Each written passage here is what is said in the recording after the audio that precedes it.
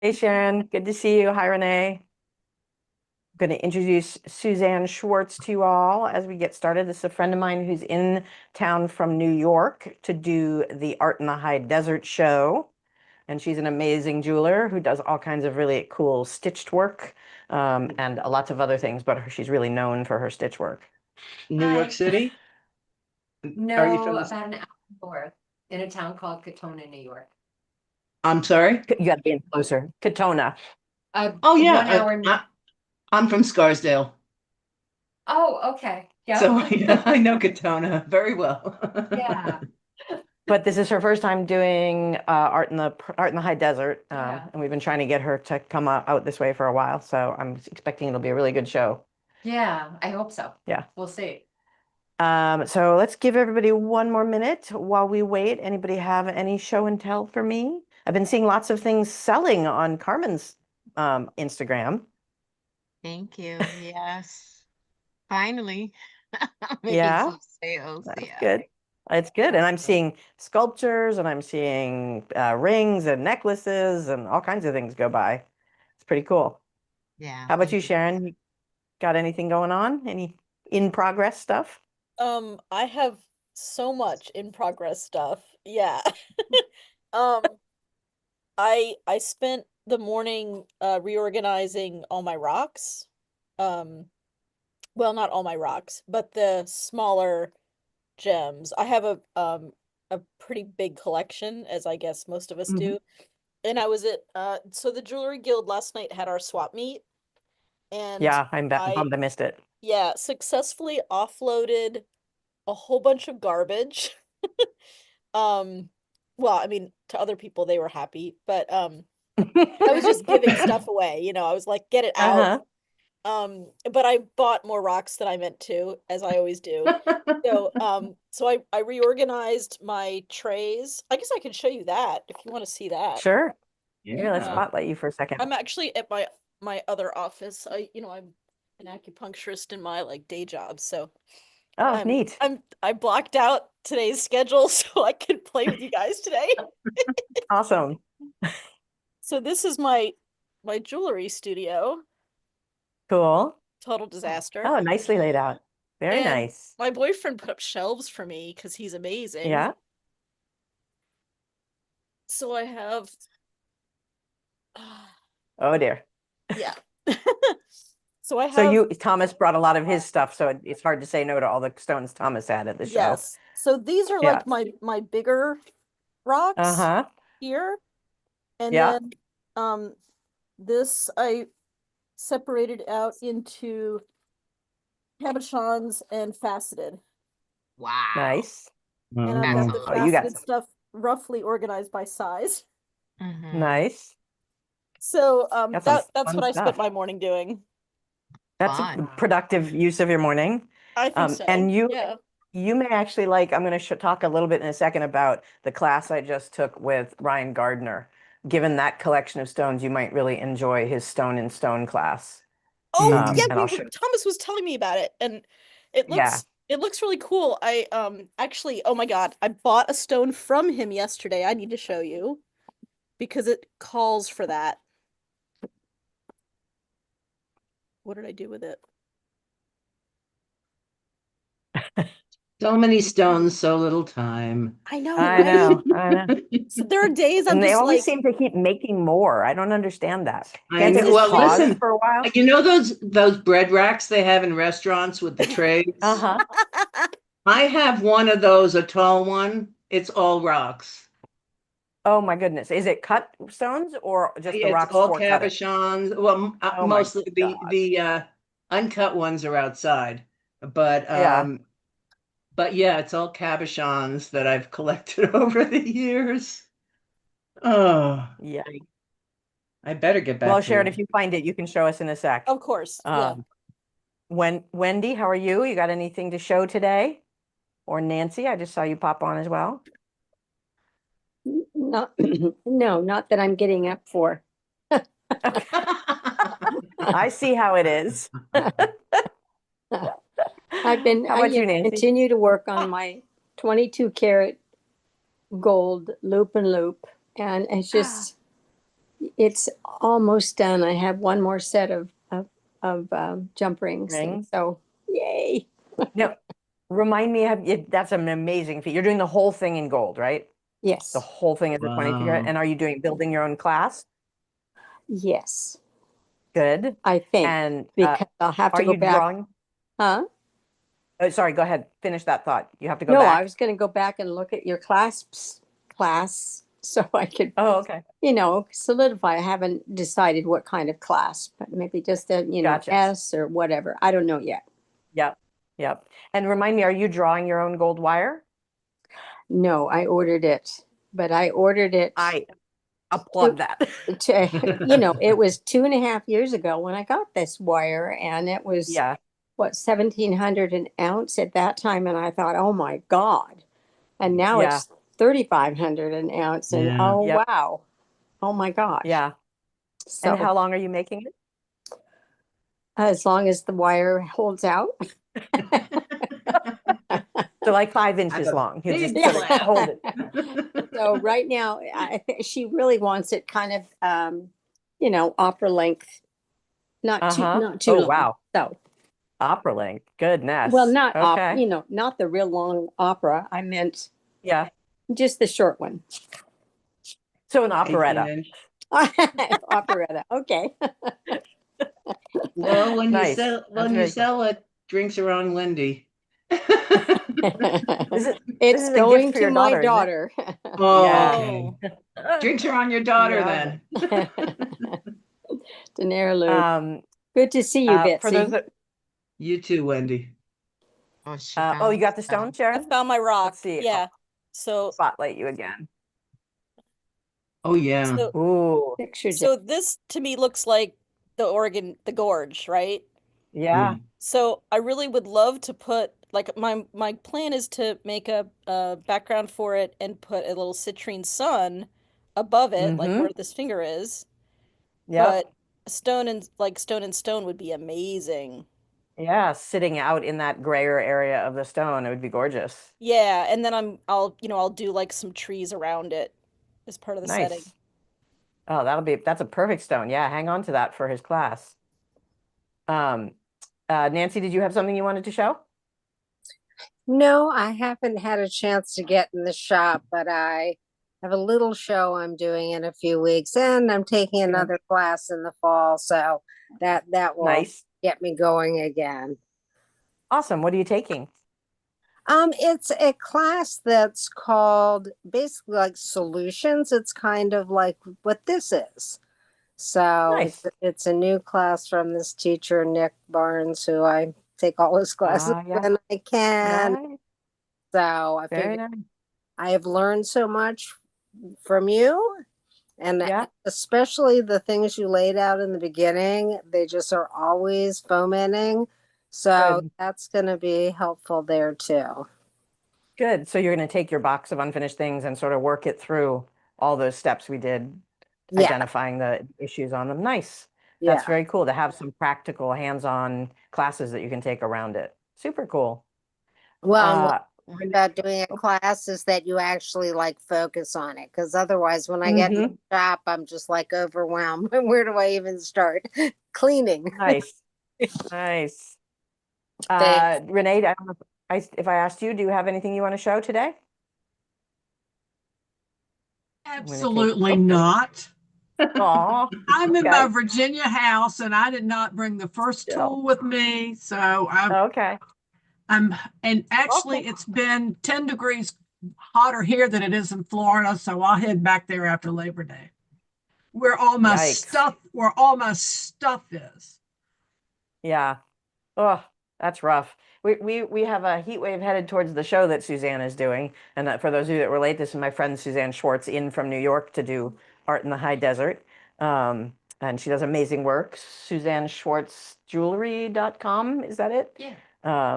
So if you want to take a look at it, she does beautiful integration of fiber concepts, but in metal with her work, and cool textures and stuff. And my mom has joined us, I see. Hi, Mom. Hi, Celia. I don't know if she's able to get on voice or not, but I'm glad to see you, Mama. And Well, it's only today, 94 here, so. oh, yeah, the art in the high desert is not surprisingly in a desert in Well, Oregon. So, tomorrow and Friday are supposed to be hottest this yeah. week. Yeah. Mm. I think Portland's supposed to be hotter than. It's going to get really hot, yeah. But you're going to be in the 90s, in the mid 90s, and I'm going to be staying down in the basement where it's cool. Um, so today I have a bunch of different things to talk about, and a couple of different projects in flight to show you and catch you up on. And a reminder that this project is going to end with the December show. Did you guys get the notice that I sent out that gave the Yes. schedule of the, okay, if somebody had told me that they never got it, and so I resent it. So I'm sorry if I spammed you with multiple copies of that. I thought Zoom was failing me. I meant to say I clicked on the clasp and the link didn't work. So I meant to say that to you because I opened Oh, it in the yesterday. And when you in click the on email? in the email, So was that in my notice about these sessions, or was it in my bulk email updating people on the mailing list? The one that had, here's oh, all the shows I'm doing. it showed all your different shows and the different Uh-oh. models. And then you said clasp. And then when I clicked on it, the link Okay, didn't let me work. make So sure I that, wanted to make sure that you thank you. check that. Let me make sure that the link that I'm giving you guys is actually working then, because maybe I got an old. So I'll paste the link that it should have been. And for those of you that aren't on my mailing list, if you were, you would know that there was a special sale going on, 15% off everything in my shop, and including my classes, not the classes that are hosted by schools. So if you feel like registering for this particular class, which is a new 2-day clasp class, it's going to be specifically about hollow form clasps. That is the link for that puppy. And I'll show you the clasps that we'll be doing. And we're going to be learning parts of what we would be learning in that class as we do today's project, but I'm going to be doing it a lot faster, and it's got some complexities that won't be in the version that we are learning in the other class. So let's see, what else do I have to remind you of? I have 2 classes at Metalworks, one virtual and one not, coming up. I thought they were both going to have a virtual component, but they don't seem to, they aren't ready yet to do the virtual combo hybrid thing. So here are the 2 classes. There's only another like 2 weeks to register for the stone class, the trompe l'oeil and decorative stone setting. I'm finally learning to say that word right. And that one is a virtual class. So that's 3 Saturdays in a row in September. Some of you have taken a version of that class elsewhere with me, but it's a fun one. And then if you're in the Boston area, a 3-hour, it's not quite a lecture, it's me talking a lot, but it's kind of a conversation back and forth with people that are attending, called Do I Keep My Day Job? Which is Do I Keep My Day Job? Conversations on Art as a Business. And it's something that I do both this lecture style version of, and then when I'm offered an opportunity, I do either a 1 or a 2-day version where we do some exercises to work on artist statements, on clarifying who your market is, on developing some materials that are useful for you, that sort of thing. But this is the talking version of it. And that's going to be on a Monday night right before I do the Paradise City Marlboro show in the Boston area. So that will be in November. And as usual, Rio for Schools. Here's the code if you need to refresh your Rio for Schools. Oops, that didn't get clicked. Hang on a sec. I'm sorry, I'm down one screen right now. So how is my new clasps class different from the past one? Good question. So the past class, I would do plain box clasps as the primary activity that you were learning, and only talk about what goes into making an integrated clasp. But you've given me an excellent segue to show you the clasps that we're going to be doing in there. So thank you for that intro. Let me spotlight myself. Okay, so I got a lot of things on the bench. So The clasps, we all do some work where we are doing some kind of toggle clasp, right? The basic toggle clasp, pretty straightforward. Usually it's going to be some kind of circle for the basic ones and some kind of rod that goes through it. But when you do them in hollow form, they become a whole lot more interesting, right? So this is a nested one. Oop.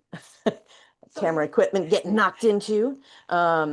So this is a hollow form version of a toggle clasp, but it's nested so that it has a greater chance of staying closed. The version we're going to do is actually also going to have a channel in here to support the chain resting neatly against the body. And the shape can be a lot of different things. There's going to be some shapes that I'll recommend and others that I don't, but like circles and ovals are pretty straightforward. But you can see it's got a really elegant profile and it fits very nicely in with anything hollow form or at larger scale. So that's that version, and it has these cool, like in a perfect world, our little snap happens and these just squeeze in. This one's a little loose for my liking, but it's still not a terrible setup.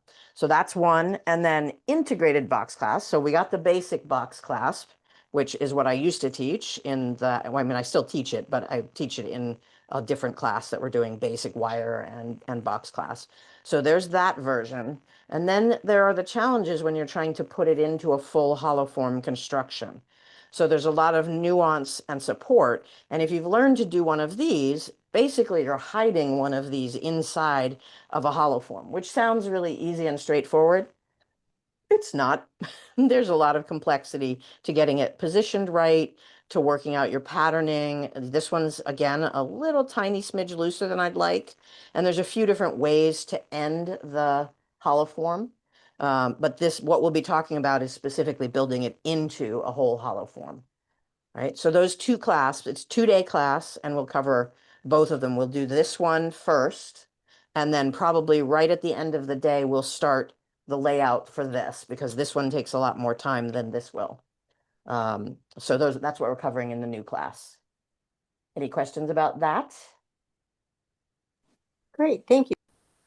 Sure. I thought about doing it as a 3-day and adding one more of my toggle hollow forms, but people have been asking for shorter classes, so I'm going to try and see how it does with a 2-day. So that's what we're covering in that class. And today, oh, first I want to talk about a little bit about a class I just took, which was Ryan Gardner's Stone in Stone. And let me zoom in a little bit so you can actually see the stones in the stones. I love that. There you go. Nice. So yeah, it's a really cool class. I have always been sort of nervous about like carving stones, and he does variations on the theme. He does carved stonework, and he does a lot with quartz. So he's carving the backs of them as well. This piece you can see that I did a little bit of carving as I tilt it around the opening, but they are true. This version of what he teaches is actually soldered down, right? So this one isn't set yet. This one is because it's a sapphire. And so it's soldered down and positioned into the stone. So I had to carve away here for my notch and here for the larger stone. He does another version of this where you're setting it on top of, so you drill part way through, but that one uses glue. You're still making a bezel for it and so on. But this is the technique that really captivated me. I'm not going to put that in place yet because it needs to be snugged up a little bit. But as you know, I love to make the chains that go with things. And I think a couple of you might have been on my stone setting class when I had another stone very similar to this with a little bit of druzy on it. And the crew kept asking me, well, what if I wanted to use a post at the end of it and a partial bezel and a stone set in stone and a da da da. And so I have another one that I sold that was very similar stylistically to this. So I figured, why not make a chain to go with it? And we need the super secret little bling in the toggle clasp.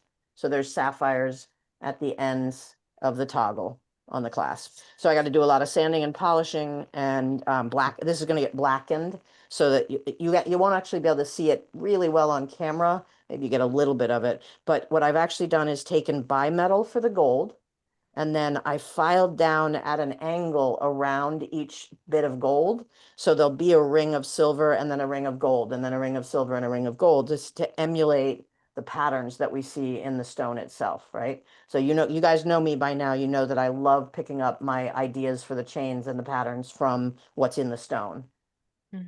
So that's just an easy pickup that I was able to extend the design off into the piece. And then, of course, the abstract shapes of the links themselves emulate more of that as we go. So that was one of the 2 projects I did. And you actually Whoop. did carving in the stone I- around. yeah. That's all. Oh, I didn't. Yep. So that's one option that he That's does Cool. is carving in and oop, there we go. See if we can see it better. Where am I going? There we go. There. Rachel, was that class through Metalworks? That was actually through Georgia. He's teaching it in another month or so at Metalworks, and we're going to try and get him out to Portland to teach here too. The Metalworks class may be a combo virtual. So I took it virtually through Georgia, and it was a hybrid class for they had 10 students on site and 10 of us remote. And he goes there pretty regularly. So if you miss it other places, you can check it out there again, probably next year, or some of his other variations of classes. He also does a gold on a budget, and he does stone in stone, which is a resin inlay kind of thing, setting the stone layered on top of it. I can't remember what his other classes are, but he's a sweetheart. He's really like very clear with his directions. You start to use some tools that you may not otherwise use. And it's not as scary as I thought it would be. Like all these years, I've been shying away from it partially because I knew if I started, I'm not sure I would stop. But yeah, it's some really cool stuff. So this is the most basic version that we learned, which is really just a stone Is set that inside. I Georgia, chose is to, that Georgia Tech? Georgia what? no, Metal Arts Guild of Georgia. I'm sorry. Oops, where'd my stone go for this? There we go.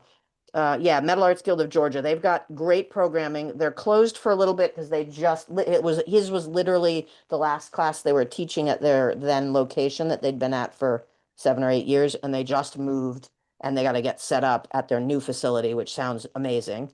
I've taken classes there in person and remotely. And they've got pretty decent setup and they have monitors in the class and so on to help with the remote people.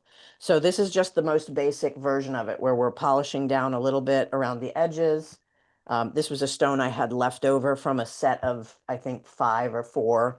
And it was sort of the odd man out on patterning. So it didn't make the cut on a necklace that I put together recently. In fact, I think you guys may have seen me put the necklace together because it was when I was teaching John Cogswell's knocker clasp. This was the stone set that I put in the chain I did for that. So this was the last I had of those and it looked like a good one. So it's going to get a link chain as well in my bigger chain collection series. But I haven't gotten that far on this one. So that was fun, super cool. I highly recommend it. Let me zoom back out a little bit so you can see some other things out here.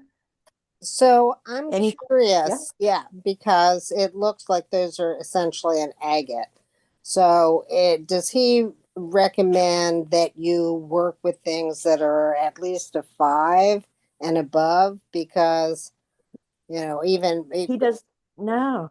He does opal, he does quartz. You look at his okay, work. His website has all a right, lot of range. okay, Yeah, it depends on what you're doing with it as to how far you can get and the fragility of it, and also what you're using it for. But you'll see a lot of his work is actually quartz, and he's known for his bubble series where he carves in from the back and then often insets gold into the carving so that it creates a reflective action. But he's right, got a really beautiful, crisp look to his work.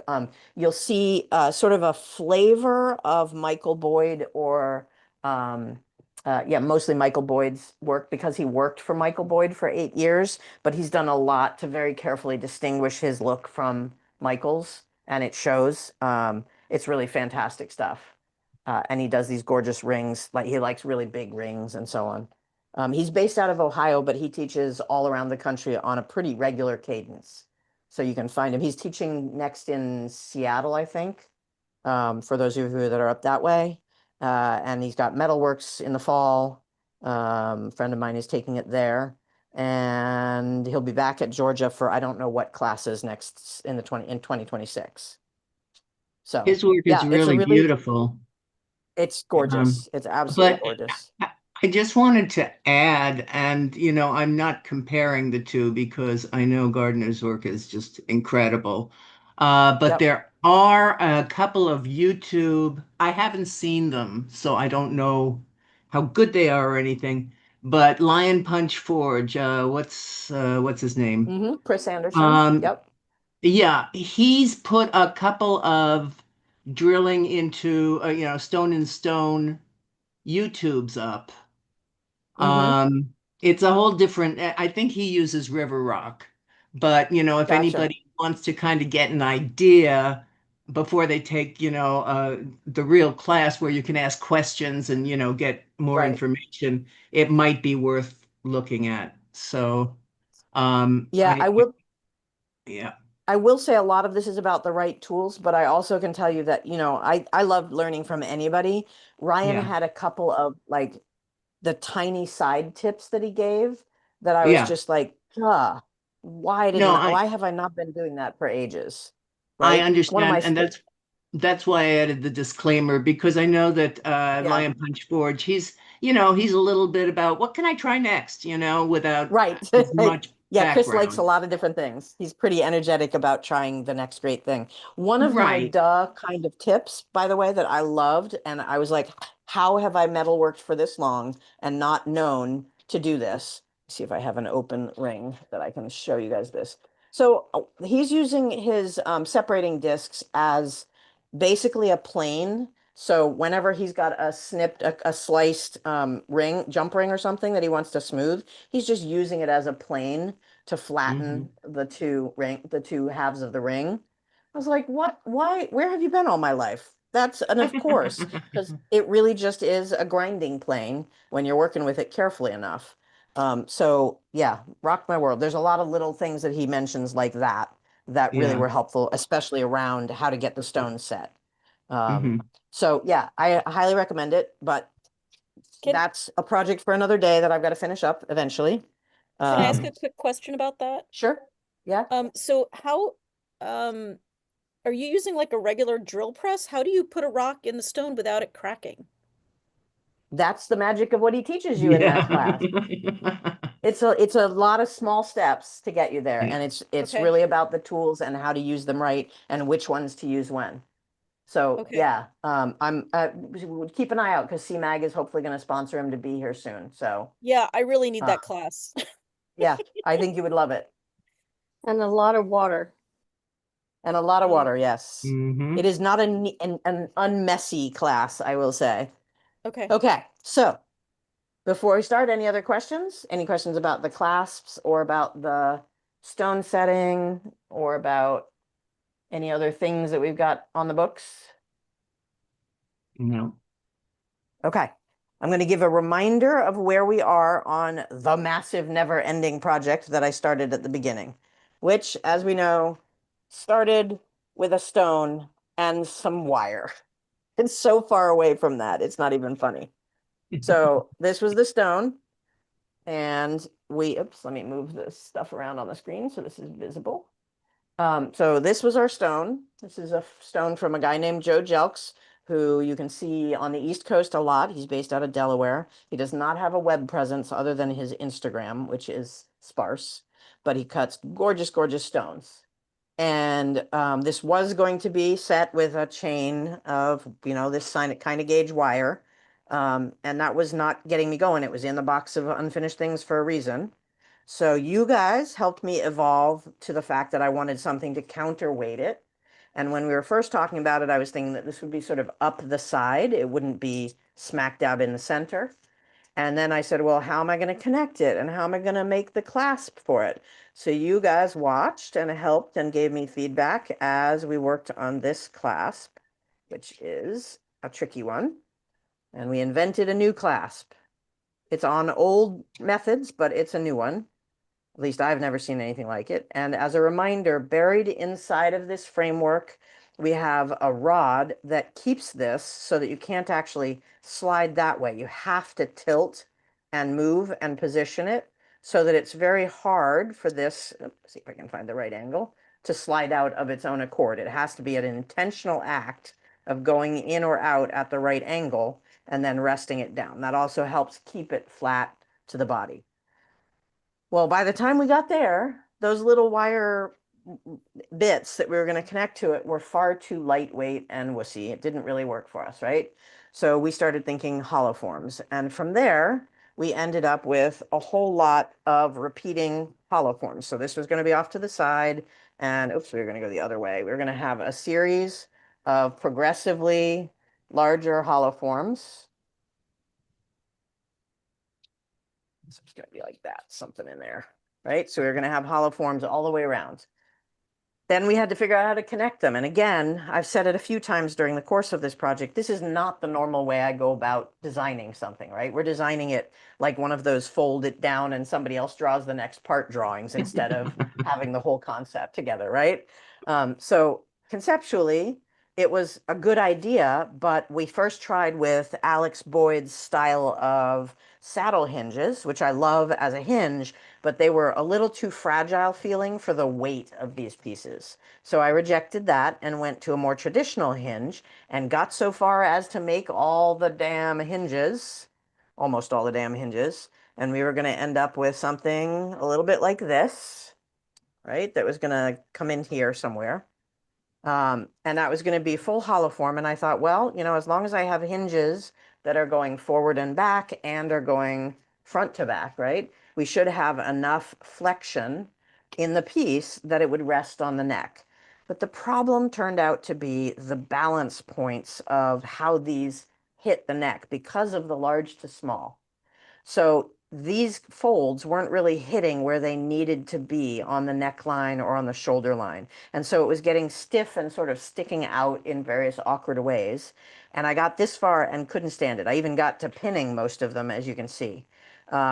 So we have come to the conclusion, I have come to the conclusion with your help, that I need this broken up again. So this has become 3 projects instead of the one that it was going to be.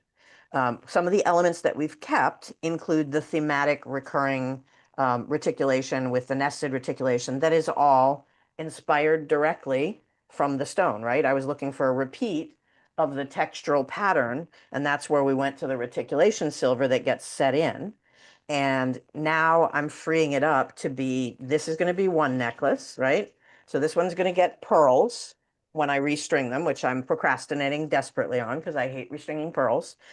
We're going to have 3 strands of pearls and just the clasp mechanism, because I should acknowledge this is a pretty spectacular piece in and of itself, right? So it's going to be a loop, probably going to use some bimetal or something to make the connector points, but I haven't fully locked in on that. It'll be something probably a little bit boxy on each edge just to support the 3 lines of pearls. And that'll come around, and obviously our clasp is here. So it's a front clasping mechanism, and the pearls will go all the way around. So that's one project, and that we're going to put aside because we're not ready to do that until the pearls are ready. You want to see this? The Oh. gold. Oh, it's just foil. The gold is foil. Oh, okay. that I I'm was working with. comparing the texture. Yeah. Yeah, I'm working with, for those of you that haven't seen it, when I model things, it's this, it's kind of a heavyweight foil that's silver on one side and gold on the other. And it's great because you can put texture into it. So the big piece that I started the series with, where I was working with palm wood and making all the long hollow form pieces, was completely modeled in this while I was sitting on the coast of Maine without any tools. So just because you don't have your tools with you doesn't mean you can't be designing. I don't know And who I'm talking to out there, but I'm just Rachel, every saying. time you show that, I ask you the source on that, and I never can Oh, yes. remember. Let me get it again. It is called, I'm gonna drop stuff in the course of that. It is called Made, M-A-I-D, Metal. It's really a horrible look. Made Metal. 38 gauge decorator foil, and it's the gold tone version. Comes in a roll of 12 feet by 25 feet. All-purpose foil for repoussé tooling, impression rubbing, decorator designing, cutting, folding, and gluing from St. Louis Crafts. But I don't think I got it directly from them. I think I just Googled whoever had the best price online. And this is a Jane Redmond teaching, because she uses it. You can use it even when you're testing your die pressings, right? So she uses it when she's designing a shape so that she's not spending a bajillion dollars on metal and scrapping it when she doesn't like the look. So what else did we end up with? We ended up with two larger and two smaller pieces. There we go. So we've got a set of that, and we've got a set of this. Okay.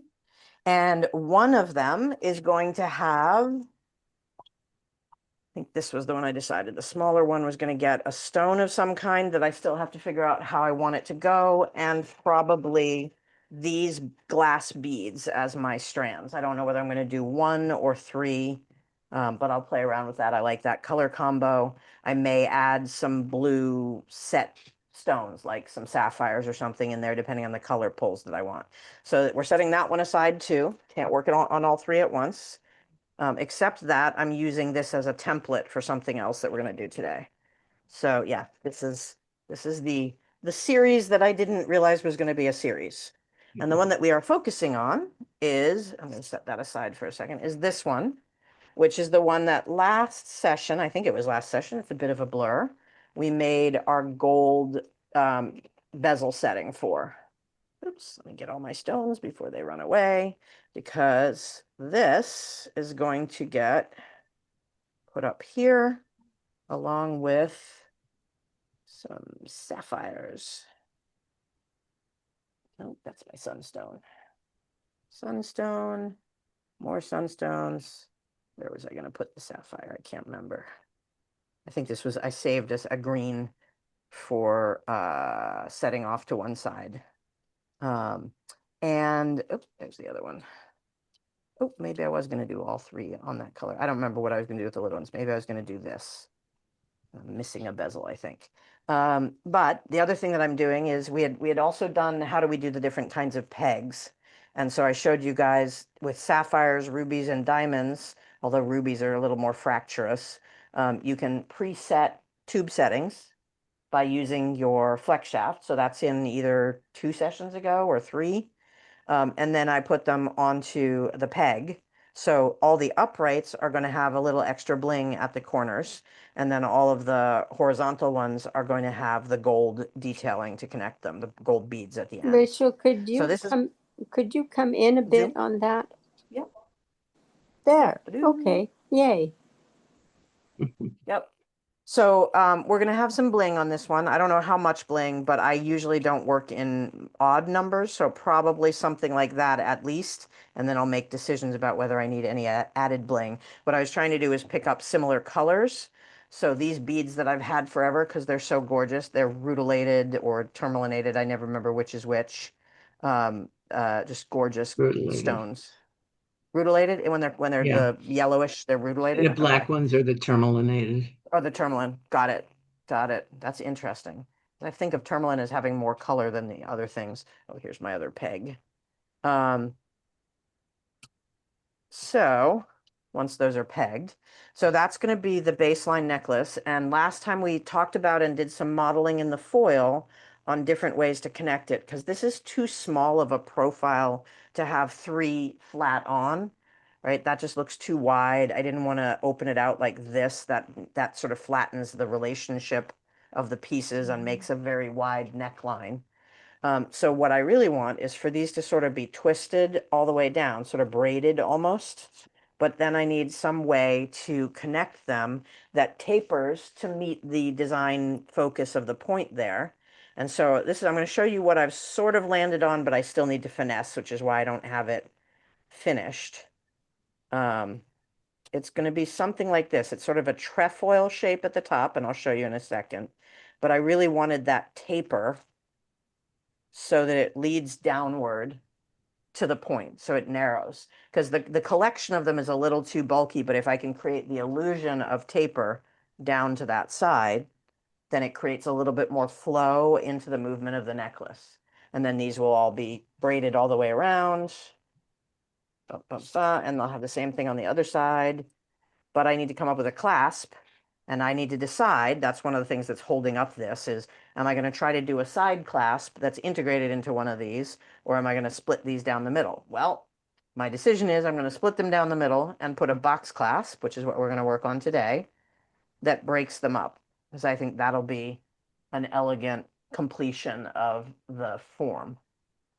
So, questions about how we've gotten here? Because that was a long journey of 2 years, basically. I'm just wondering, are you thinking about doing a similar cone type shape to attach to your clasp? Yes, probably. But that's part of what's slowing me down is, do I want to have heavy, heavy? I want to make one of these in metal, but not in the bimetal that's showing it. There we go. So I want to make one in a bimetal to see how it looks, but I want to make a mock-up in silver before I do that because bimetal is expensive. So yeah, it would have a point and a point so that they're twisted together until they get to each end. And I may not like that. It may be too bulky and overwhelm, or it may rest funny on the back of the neck. So I might discover that I hate that once I get these built. Why didn't you decide to do like one of these as a class? One of these pieces, Yeah. because I don't want to have a two-part necklace. Do you mean reuse one of these or make one of these into the clasp? Yeah. They're already built, so making these into box clasps after the fact is near impossible. Could I have switched this out to be like, this is actually a good spot for a tube slotted clasp, which is, here, I'll draw because that'll help you guys understand that particular one. This is another one that I made up from pieces of other clasps. I'm pretty sure I'm not an inventor of this one, but the way that I did it, I used sort of a lock mechanism on it. So a tube with a You're wire off coming screen. down. Oh, thank you. Let me zoom back out. There So you a go. tube with a wire on your other piece. In the case of the one that I did, it was on one of my big woven pieces.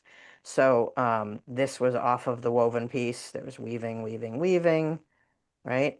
And then this slots down into that. But actually, I've got to draw it lower down because that's part of the important part of this. So this slots into here and leaves it enough room that this ends up inside of the tube, resting on top of it like that, right at this level. Okay, so it's coming over and abutting the piece. And then I designed a pretty standard hinge clasp that slides across it. So I used the hinge segments. So there's hinge and tube, smaller tube than that, but you get the idea. And the hinge pin slides in and out from here. So there's a plunger that when it's closed, it's a tube that runs across with the cap of the tube so that this is locked in. This wire is locked in.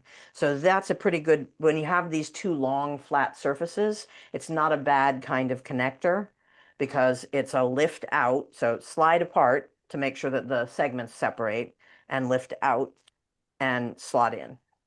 I'm not doing a great job of describing this one. It's really hard to do without the materials on hand, but that could be a centerpiece connection. And maybe what I'll do is use that on this one if I think through how the stone does or doesn't hang off of it.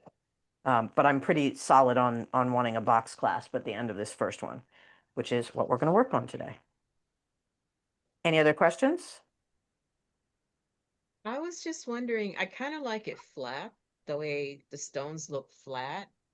Why would you twist it? Because I would think that would even be even more complicated in a sense. It is absolutely more complicated. So the reason I'm twisting it is purely a matter of proportion. So let me actually pull out the original clasp because it's a good example of the different proportion look, right? Oops, that stone should stay Well, over there. So the let's other pretend. thing, Rachel, that you've been looking at and we've been talking about is if you don't twist them, then they're lying Yep. side by side, then it's really difficult to feed them into anything like that taper, right? So by twisting them, you Yes. bring them together. So that's Yes. Yeah. isn't an It, advantage. I think what I'm being asked though is whether I would ever just let them lay flat entirely all the way up. So flat from the Yeah. bottom. right? Yeah. You wanted to know why didn't I just do that? And the answer is on the right proportion of piece, that looks great. Like see this, there's a long line. It's good, and Yeah. that's what I'm going to do with the pearls. They're going to come in straight in to the ends here, right? Once they're flat out. My strands aren't the same length. Oh, no. Oh, they're just inside of each other. But you get the gist, right? It's going to be Mhm. flush up and in a little box that creates spots for all three. Okay. So it works really well proportionally. Let's see if I can get a little bit higher up so you guys can see top down on this a little bit more. So you're gonna put it in the back of it because you said a little box. You're gonna put No, the. I'm going to build like a frame to support them that rests like this. So they're just going to be stashed inside of, I got to hide the hooks basically. Mm-hmm. So the pearls will be, oh, come on, awkward little box. Okay, let me shape this box better and it'll show us what we're talking about.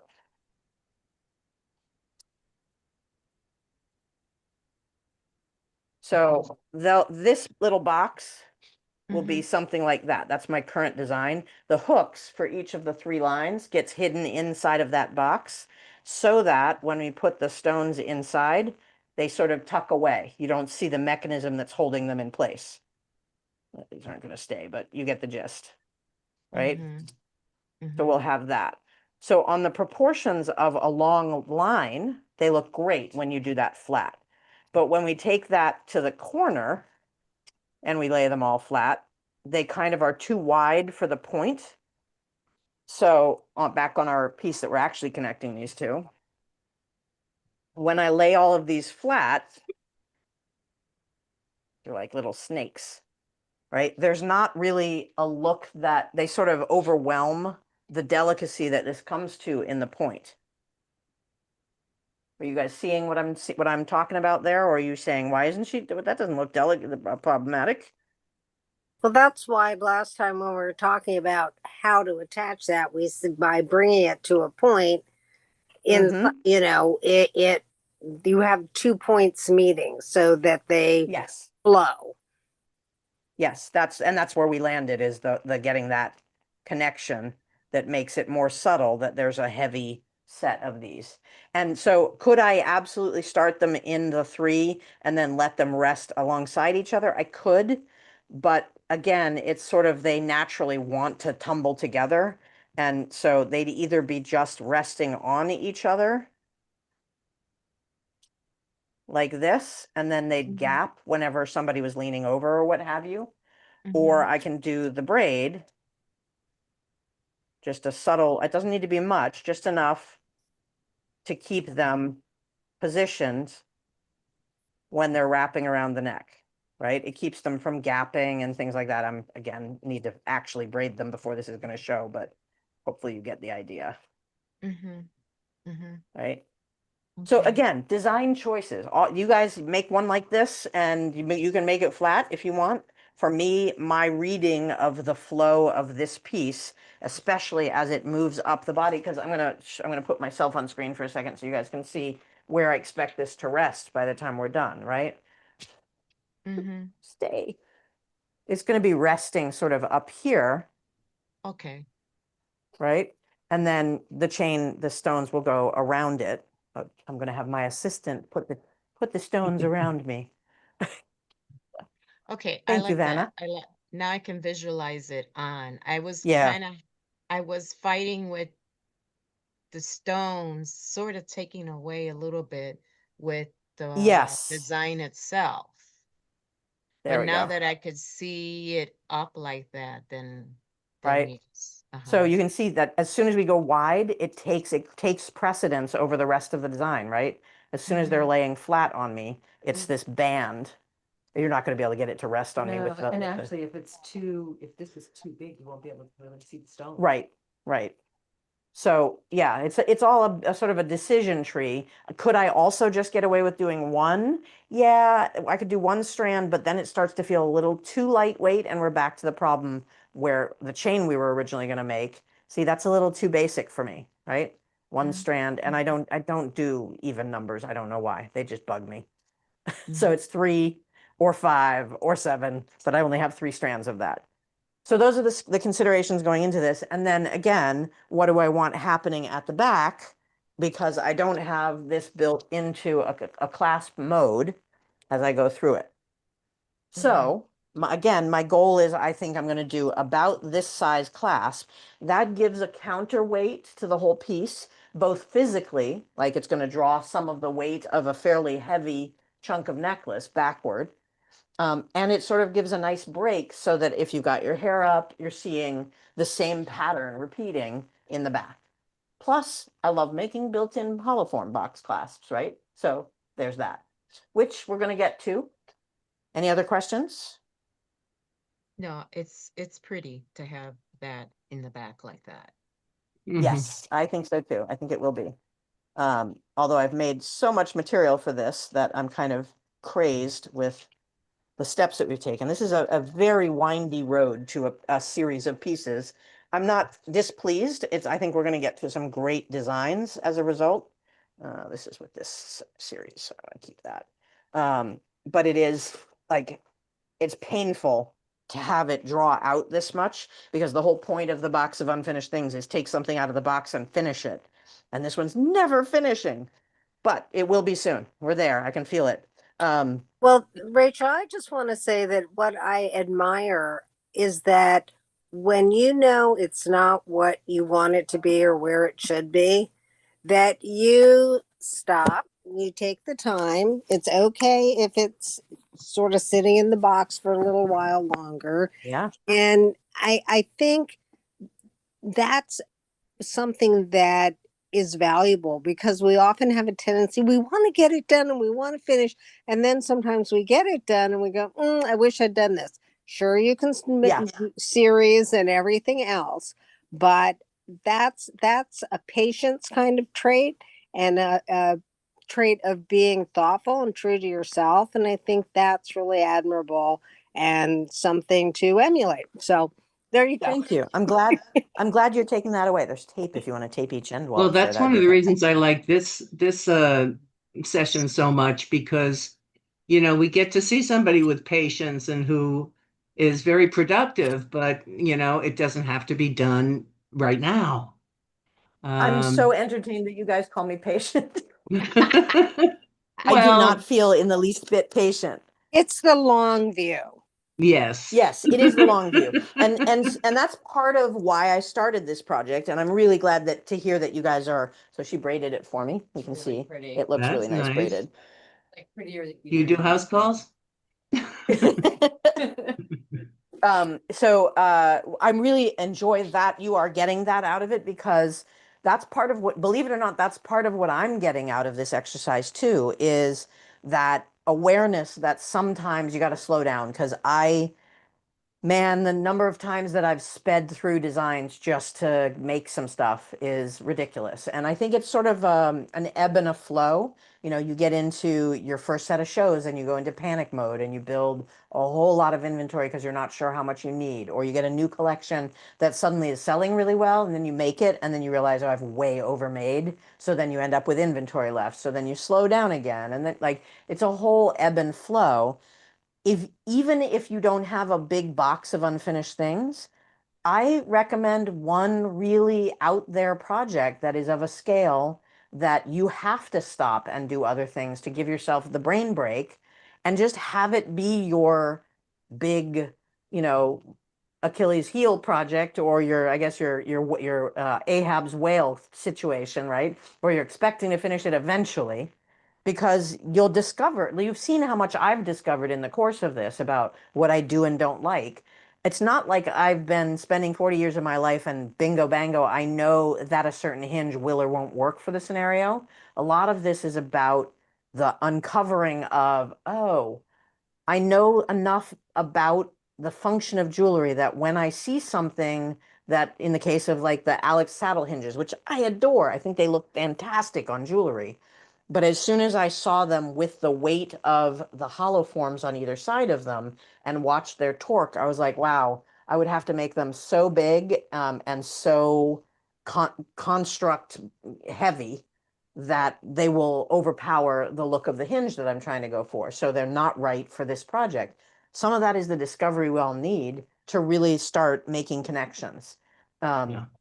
It's one of the things that I'm hoping to impart when I'm writing about clasps is that you're not learning a clasp, you're learning mechanisms that will lead to other clasps, right? You need to start training your brain to go, oh, if this works functionally this way, maybe I can, I don't know, take my prongs and put it into a 3-prong thing like we just did in that main clasp, right? So it's great that you're thinking about this slow down process because even though it's frustrating, I'm learning a lot too.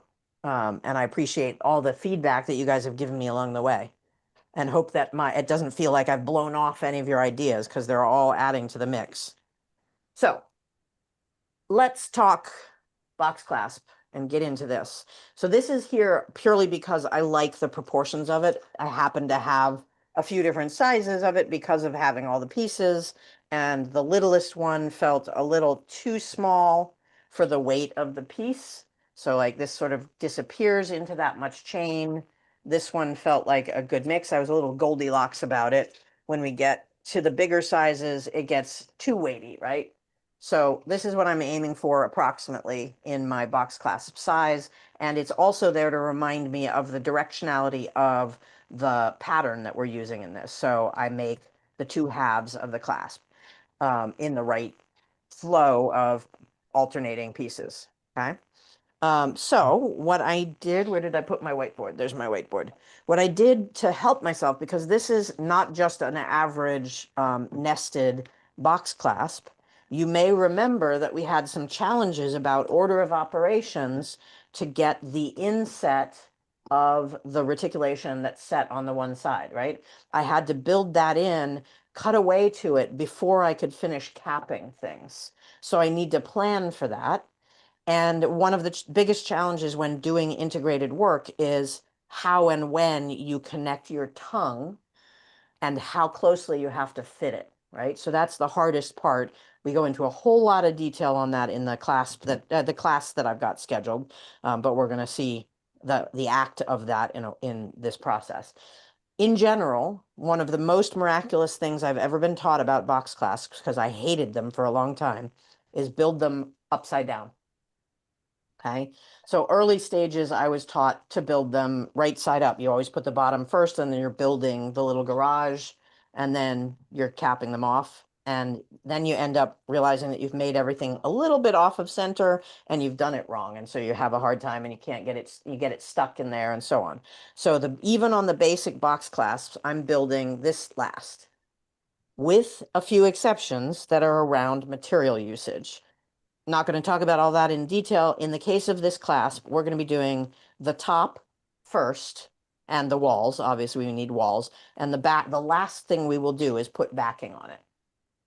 So I'm going to start out by using, in this case, I want it to be pretty consequential because of the sheer weight of this piece.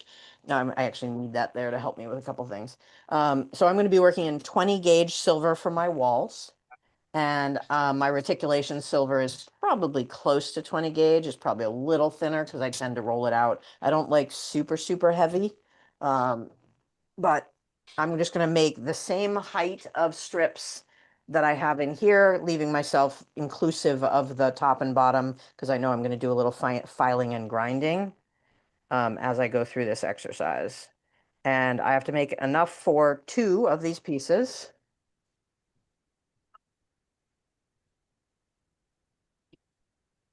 And as you know me as the lazy jeweler who just likes to cut instead of saw. So as long as I can use my hands to shear it, I will. I'll deal with the curl. And You're not lazy if you're making a whole clasp in the back. I guess that's true.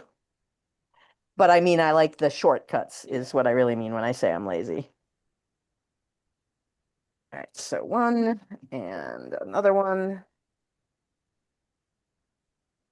And if I were doing a full integrated one, like the oval that I showed you earlier, this would actually be building one entire unit, a whole hollow form exterior instead of 2 separate pieces. So that's why this is a little more complicated than the one that I'll be teaching in the class.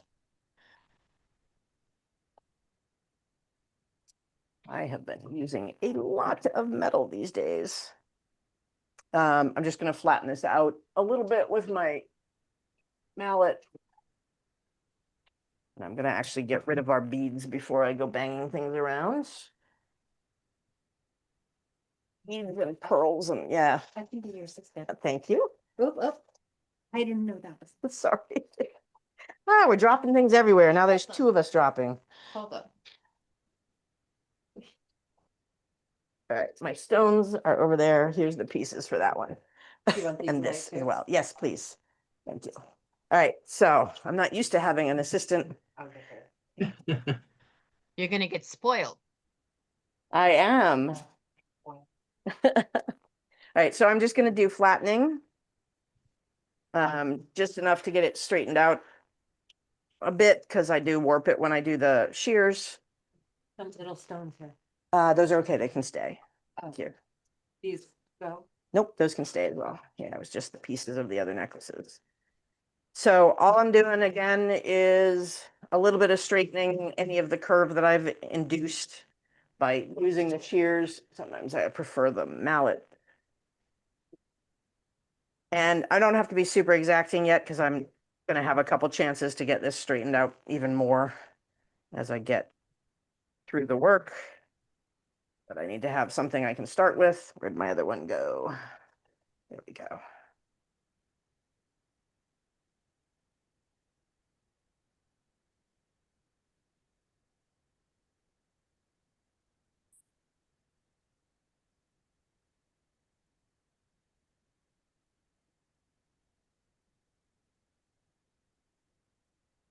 All right, so two approximately the same sized boxes as what I've been working with. And as always, I do not want my seam to start on a corner, so I'm just going to take it to one edge or the other. I do not want it on that wall, so I'm going to actually start it here and go around the curve first. And I'm going to start it and go on the corner. So there.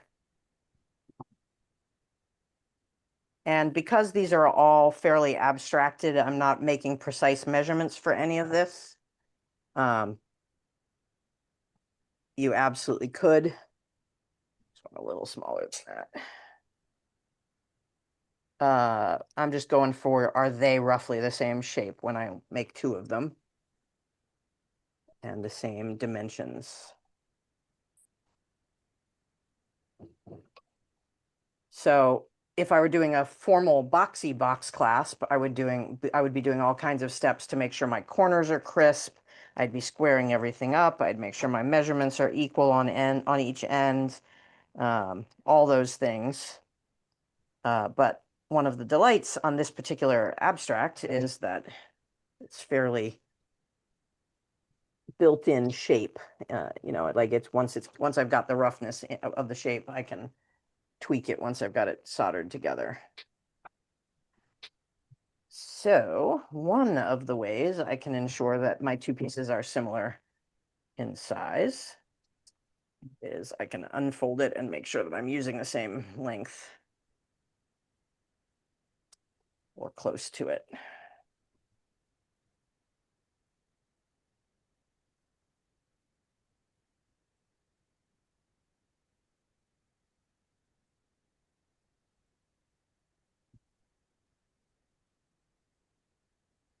And I can just mark my bend points and emulate the same bends. Because at this stage, it's just a matter of one flip-flopped from the other once the shape is made. Because they're just mirrors of each other.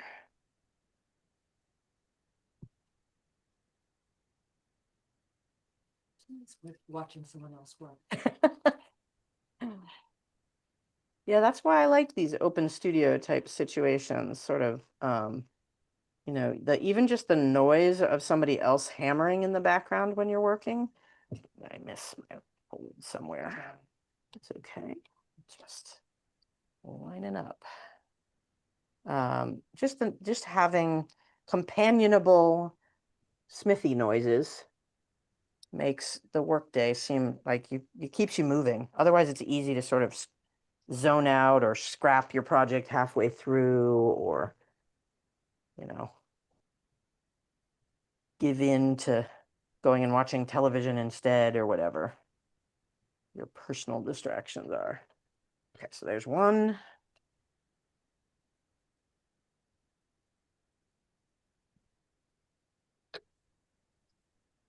And again, this is just roughing the shape in, because I'm going to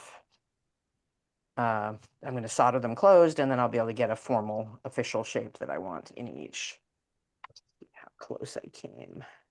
That's pretty good. And they're close, but you need to take a little in on this one. So the one line that I really care about when I do get them completely formed is that the two lines here have similar spacing, because those are the two that are going to be the actual mechanism. So either the portal or the connector is going to attach. I'm coming in out of the screen a little bit, aren't I? Do a little cleanup on this. And I'm going to use Ryan's trick. That was a duh. I wish I had thought of this one years ago. Just to get my clean edges.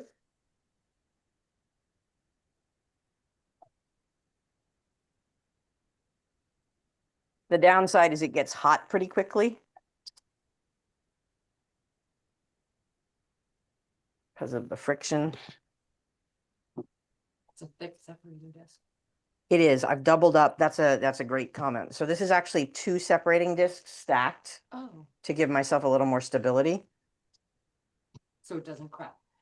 It still will crack eventually. It's less likely to crack, and it's so another cool, I think this was an Anne Havel trick, is if you are ever making your own castellated bezels and you want like even setup here, what she does is she puts discs separated by a washer, or 5 washers, or however many you want. So you actually end up with 2 separating discs, and you do your first cut and it cuts two lines, and then you move over 1 slot and you get a second cut exactly the same distance from the first. Super brilliant. Wow. Separating discs rock. Rachel, I tried that this week, but it didn't Yeah. work for me. And I What think did it? because I was trying to use a square mandrel,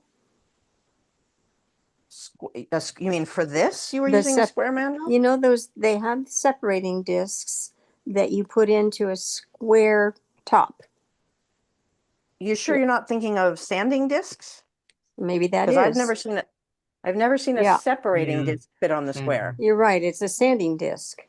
Okay, Oh. so sanding discs won't do this. This is separating discs, which are hard ceramic plus diamond dust or something like that. I can't remember what they're made of. They snap at a heartbeat, but they will cut through steel. And it's a centered diamond wheel, right? It's a Entered. separating disc. Separating disc. Let me see if I can get you the brand name that I use. Okay. It is Moore's separating discs.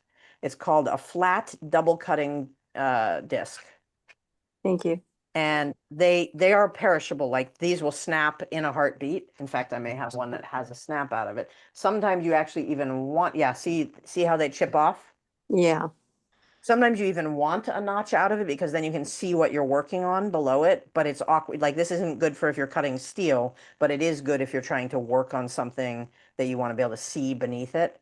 But they'll snap pretty easily. Like you drop them, if you leave them hanging off of your flex shaft and it bangs up against the wood of the leg, they'll snap.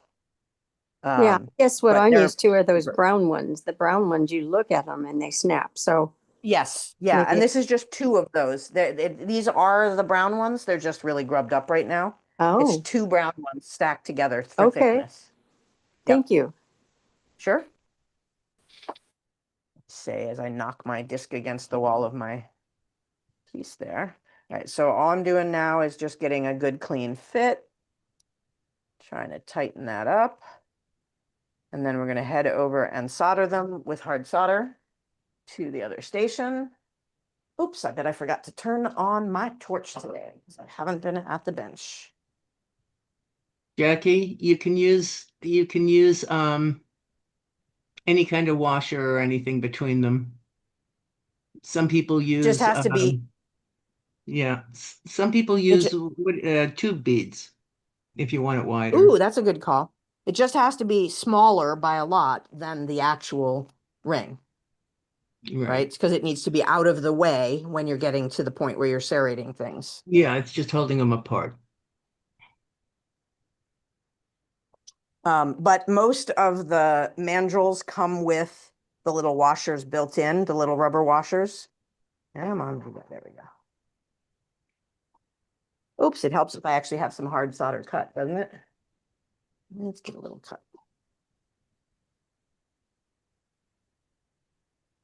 It's all good. I'll get it afterwards. I got it.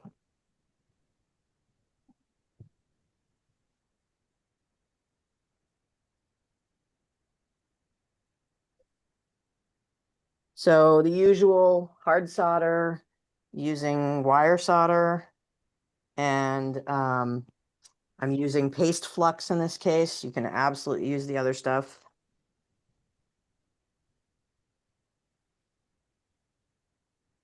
This is a Lion Punch Forge pick. I'm liking it a lot. He did me a favor and gave me a modified one where it's got a bend in it.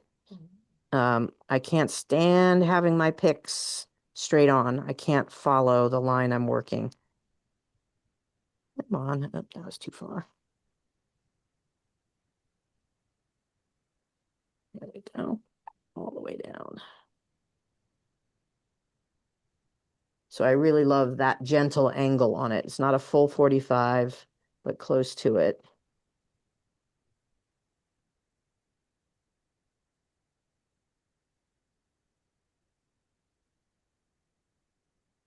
Okay, 1 and 2.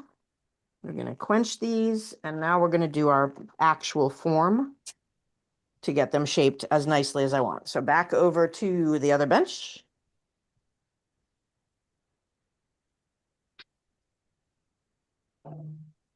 Screen.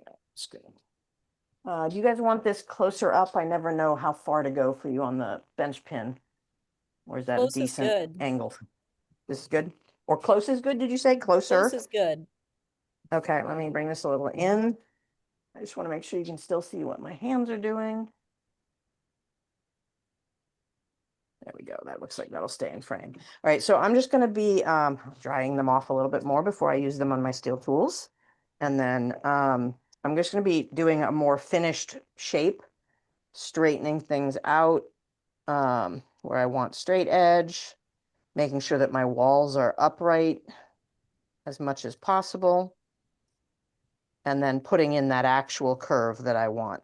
So with curves, a lot of times what I'm doing is using either my half rounds or my flat pliers, and using the flat side, not the curved side, to sort of encourage a twist into the metal. So what I'm doing is this, I'm going to exaggerate the action, but I'm grabbing it in the flats and doing this sort of torque without a whole lot of squeeze pressure. It's mostly the force of the pull, the directionality of the twist that I'm doing that gets that curve in there. It always feels really contradictory to me to be using flat pliers to get a curve, but it works. I don't know why. So that's a pretty happy shape relative to what I was aiming for. And I'm making a slightly straighter wall than I did on the originals because I really, really, really want my inside walls to come abutting each other when I finish this clasp. So now I'm going to work the other one to match. That curve is pretty neat.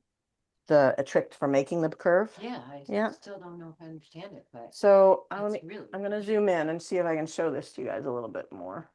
You guys want me to butt out now? Closer. There we go. So when I say I'm working the curve, so see this is kind of a flattened, it's not really a curve there. I'm putting these here and I'm not squeezing super hard. I'm just torquing. Not twerking, but torquing. So I'm bending. So the pressure is mostly right here when I'm twisting towards me to make that bend happen. Is that showing on camera for you guys? Yes.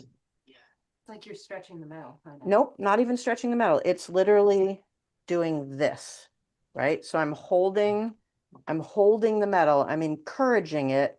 I'm going to do a radical version of it so you guys can see it and you'll see what I'm talking about. I'm just twisting, Yeah. right? So when you've got the flats holding it there, it's encouraging the little focused area of metal to torque either this way if I'm trying to bow it out, or the other way if I'm trying to bow it in. So I've got this little bow. I'm going to be putting my pliers on the corner and encouraging it this way to get the bump to twist outward, or this way to get it to smooth back in. Right? So it's a very contrary feeling thing if you talk it out, but if you just do it, it kind of goes into place. It's one of the things that bezel making, man, if you get frustrated getting a good fit on a bezel, learning to do these little tiny adjustments using your pliers is a game changer, because this is exactly the kind of thing that when I see a step bezel that's ever so slightly out of true, that's what I'm doing. I'm grabbing most often either my flats. I'm going to go to a smaller flat because I need to get into this corner. Or a half round, and using the flat side with the half round against it. So there's not a lot of torque from the other side of the plier. Let's see. Oh, so close. Where do I need to take it from? Take it from the upper corner.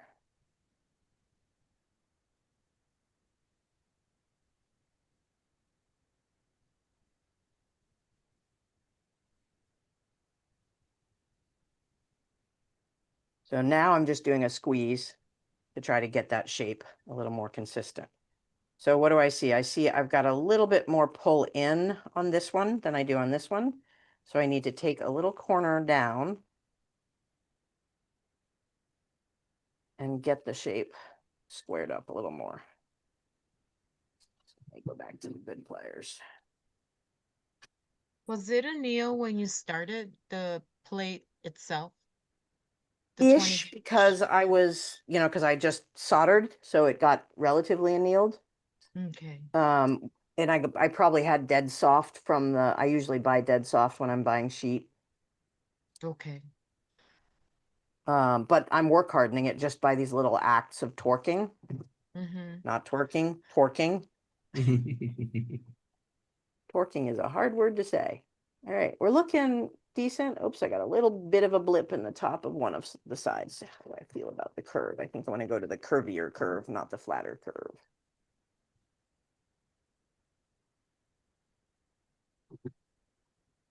So for the sake of my design, this is actually pretty close, right? That's pretty paired up. I'm happy with that. That I'm not so happy with because I really want butting up. So I got to do a little more squaring on my short edge. Just a little bit of flattening and encouraging it to not have quite such a curvy curve.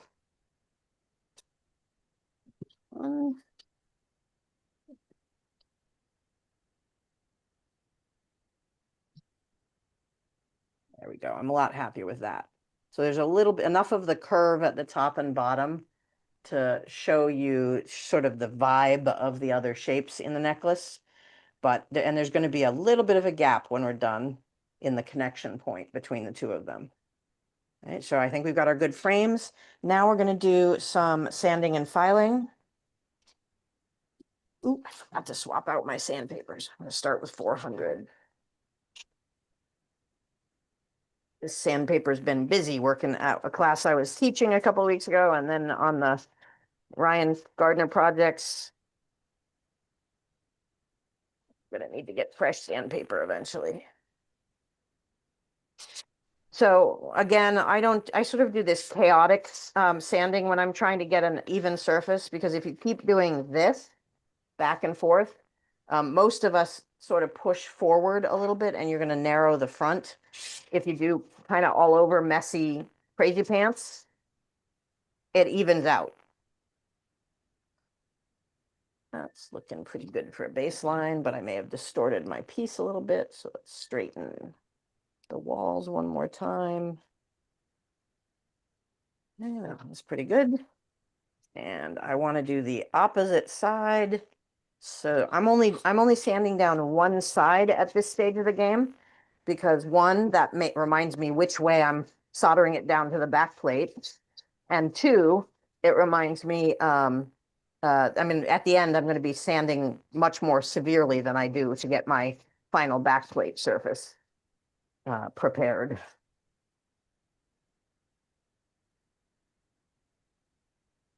This was a lot more wobbly. I'm betting this was the second one I cut.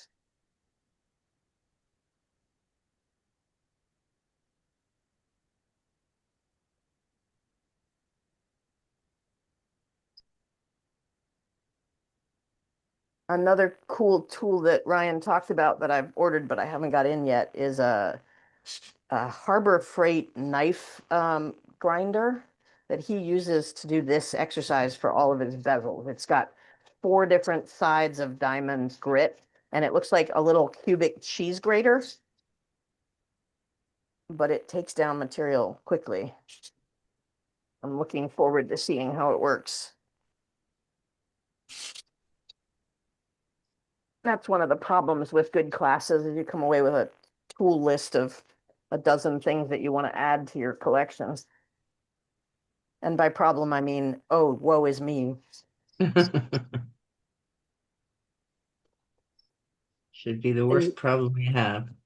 And that's Right? why I can't move through my studio. Uh-huh. At least it's Harbor Freight. Yeah, at least that one's Harbor Freight. So it should be cheaper than a lot of the other things. I've been trying not to buy. I've been Oh, trying yeah. session. Yeah, I just went today and dropped off like 60 albums to a guy who opened up a store and I'm like, Oh, here, nice. take them, just recycle them. So you sure you don't want any? I'm like, no, I want it out of my house. So Yes. I'm really just starting to organize Declutter. and declutter. And then it's amazing what you find when you do that though, too. Yeah. Stuff you didn't know you had. It's like, oh, this is pretty cool. I can do something with this or whatever. But Yeah. yeah, it's so Yeah, I tempting. get a little lost in the decluttering sometimes of, ooh, I haven't seen this in 5 years. Clearly, I must look at it and use it now. All right, so let's see, make sure I didn't distort those shapes too badly. They're still feeling pretty close to one another. All right, so one of these is going to get a reticulation back plate, and I got to make sure I do the right ones because I'm working upside down. So I need to think about it this way. So this one is getting reticulation. Just going to mark it so I don't forget. And this one's going to get fine silver, and then I'm going to have to nest in the other element of it.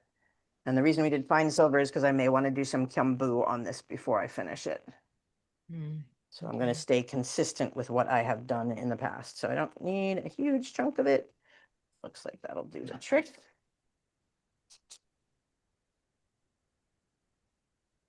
Oh, but do I have the right side? I do not. Let's going to get that side.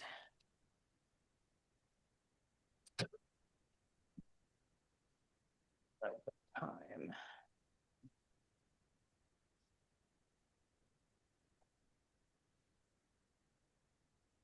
Bring this puppy out. It's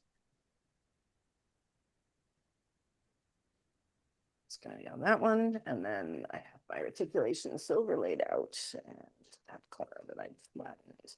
So the reticulation silver one is always a little trickier. Oops, that's the wrong side. Because it's lumpy bumpy. And you have to know which side you want to use. Do that stretch.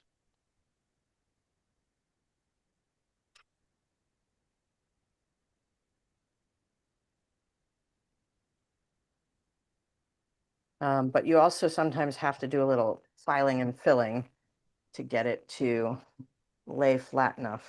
And I do an awful lot more solder fill on reticulation hollow forms than I ought to. In silver, you can do that. In other materials, not so much. So this that I'm using is reticulation silver I get from David H. Fell, which is one of the few places making reticulation silver still. And you can also make your own, which is kind of cool, but a lot of work because you got to roll it out after you make the billet out of it. Okay, I'm gonna do, I've got, when I flip these over, I want to always double check this. This is my reticulation side, and this will be my fine silver side. And then they'll meet the way that this set does. So this is my correct pairing. I have the correct sides facing down. We're going to go back to the block and solder. And probably 6 o'clock. On we go. And I am using medium solder for this. And that is sort of the highest that's really, really good to use with reticulation silver. You can go to hard, but it can often melt into your work. And that gets challenging. So let's first do the nice clean one that is the fine silver. Oh, once again, do I have enough solder? I do not. And when I'm doing, especially when I'm doing reticulation hollow forms, I like to have some good sized chunks because it's got to flow into the crevices a little bit more. And I also like to have a piece of a longer solder that I can use for stick soldering handy if I need it. I'm going to cut a, in addition to these big chunks, I'm going to cut a good size piece.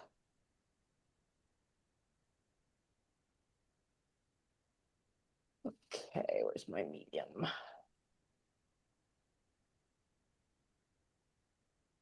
So I have that handy in case I need it. And I'm going to flux the heck out of everything. Another thing to remember is if you're doing a clasp, that's often where you put your maker's mark. So I have to remember, and you guys will help me if I happen to be doing that step on camera. This one first. To put my maker's mark in the back. Now, that's again the last step we do is put the backs on.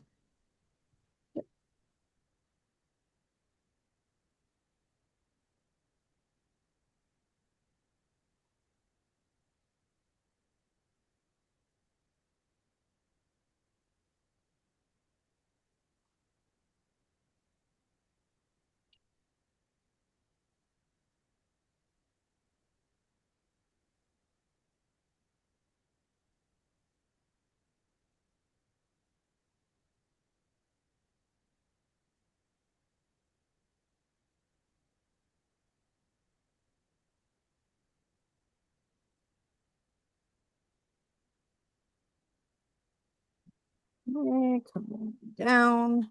Make sure we're getting our flow all the way around, which we are not quite. And that's when we bring in that extra little bit to make sure it goes all the way around.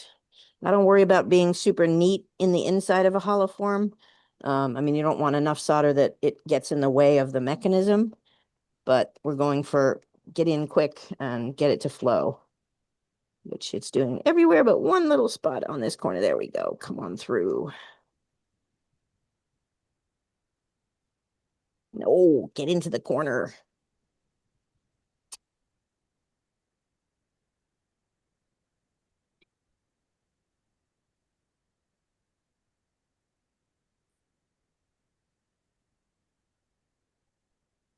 That's the one I was missing. Okay, that one's in good shape. Get that puppy out of the way. Turn it down a bit for the reticulation, because I can overdo it really easily with reticulation silver and it'll ooze out like a peanut butter and jelly sandwich that's been squished if you're not careful. This pair of tweezers is terrible. There we go. The silver will ooze out? The silver, the copper in the middle is what starts to ooze first, and then the silver comes after. Because what you've got with reticulation silver is a layer of skim coat fine silver with a heavier copper silver mix in the middle. So you get sort of anywhere that is not closed, sealed up, or even if it is sealed up, it tries to sort of squish its way out because the materials in between the two layers of fine silver get to a flow point before the silver does. And so it becomes like a little lake that's inside of the two slices of silver bread.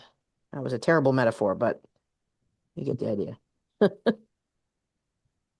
Okay, so I got to be really careful about overheating on the reticulation silver, and I got to watch especially the spots where it doesn't lie very flat. So I'm sort of forcing it down a bit with the tweezers. And especially with reticulation silver, the solder wants to sort of fuse and flow in a lot of different places. So again, I end up doing an awful lot with fed solder. A little bit too far away. Let's get you over where you need to go.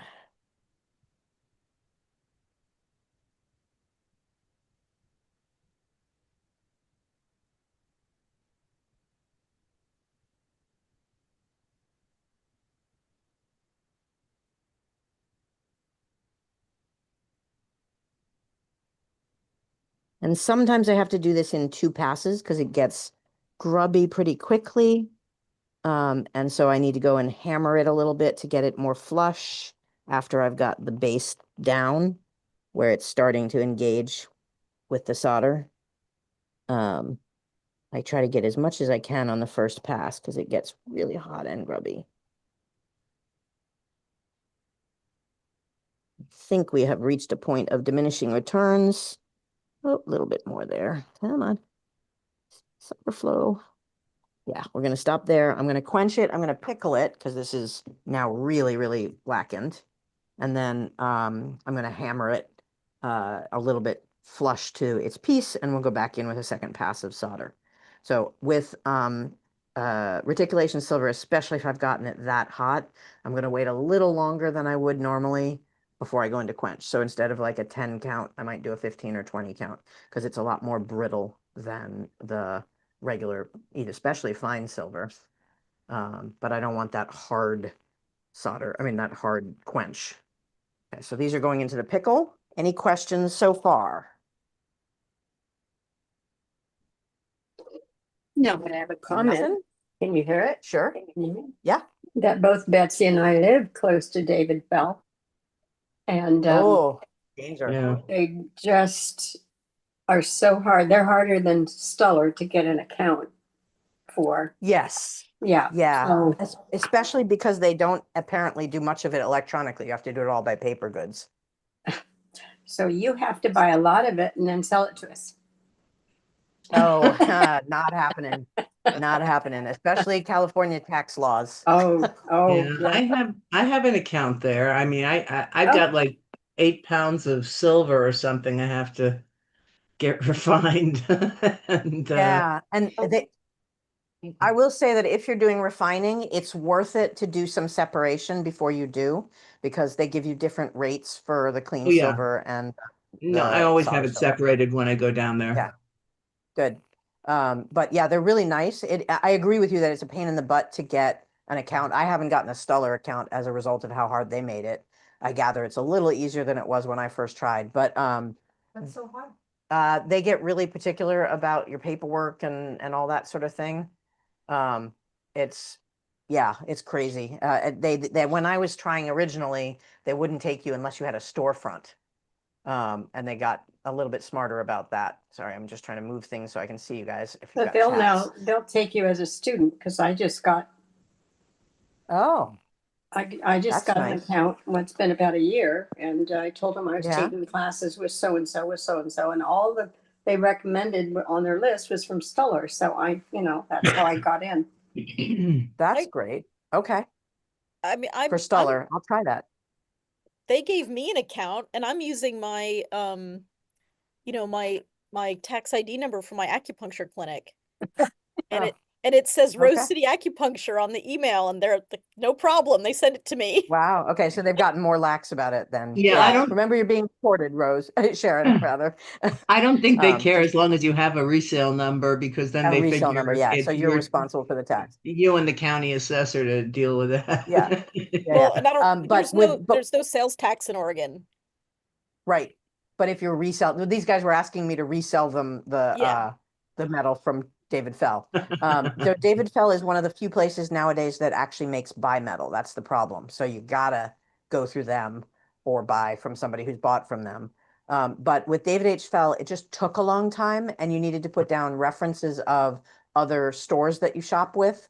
And I literally put down like Rio Grande and some of my gem suppliers and so on, and that was acceptable to them. So even though the way that they go about taking your information is a pain, it's maybe worth trying again and seeing how you do.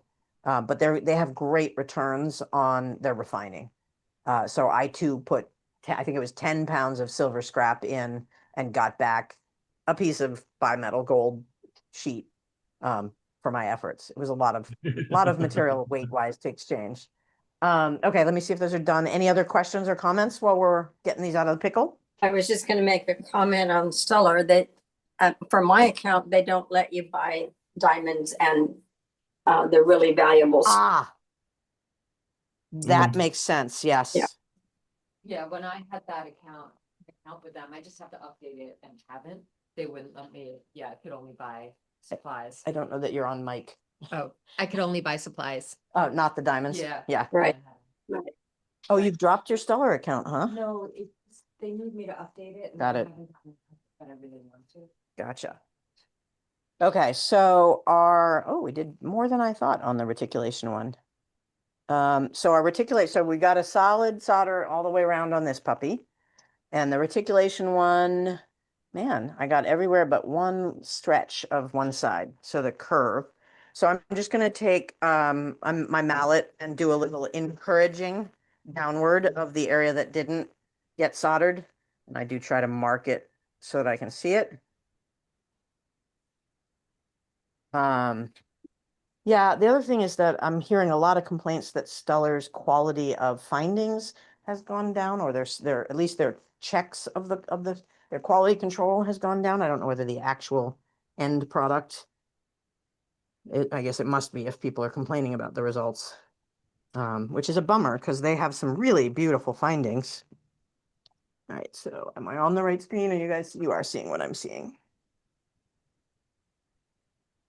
So this is just touch up, and I've made my piece short enough that I'm not going to hold it in my hands anymore. Good My move. third hand. Yeah. So I'm just trying to fill in my gap a little bit. Again, it's the bumps of the reticulation silver that make this a little more challenging.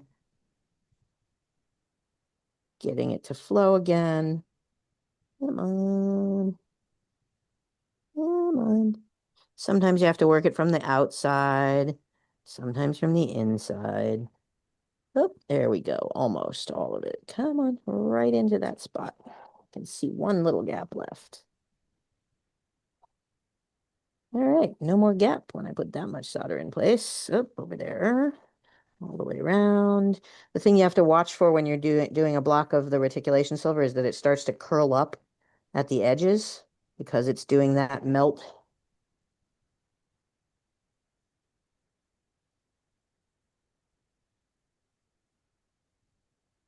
One little spot I'm not sure is covered.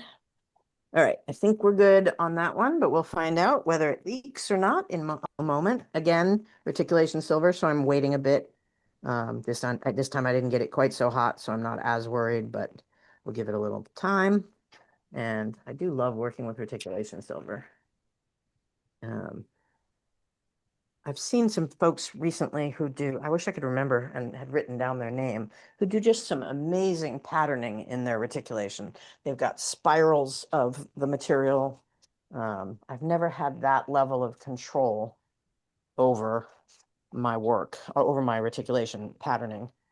So now I've got two blocks that I've got to trim back a bit on I'm going to trim the front really close, and the rest of it just enough to be out of my way.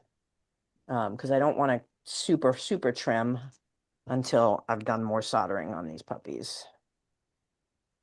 Once again, quick and easy to use the shears for this. And it's a little harder to do the shearing on the awkward thicknesses that come and go in the reticulation silver. I do try to keep that reticulation scrap separate from everything else because it is a lower carat than sterling. And I can also remelt it into another billet and roll it out and have more reticulation silver. So here's what we're going to have roughly, and that's pretty darn close. Once it's trimmed, it'll be pretty close to what we had in the original. So I can now put the original away. And now I need to think about the tongue. So the tongue is going to come, oh, I have one more step. I have to cut away a little bit and build in my second layer of reticulation underneath here, which on these, remember, was a little back set.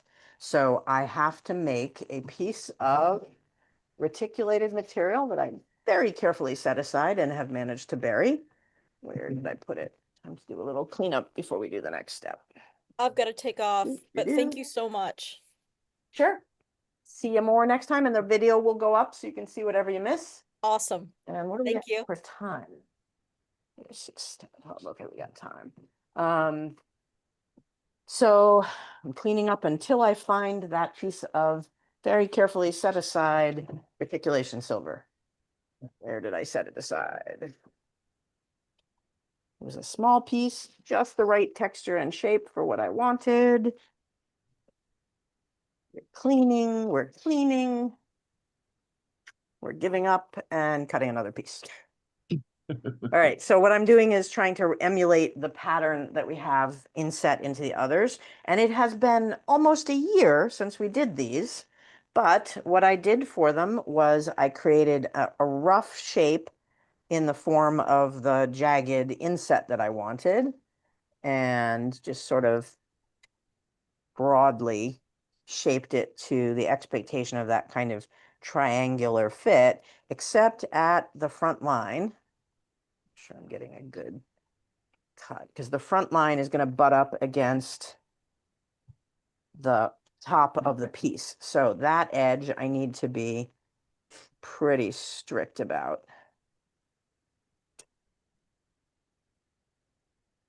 So again, being sort of abstract about it, but still keeping it within the rough shape that I saw there. That's a little big for this piece because that's, I'm going to take this down a little bit more. And then what I'm going to do is put a frame around it. And I think I used rectangular wire for this. So that's what I'm looking for, right? Do I like how that bends? I don't. I want it shaped a little bit more on the edges.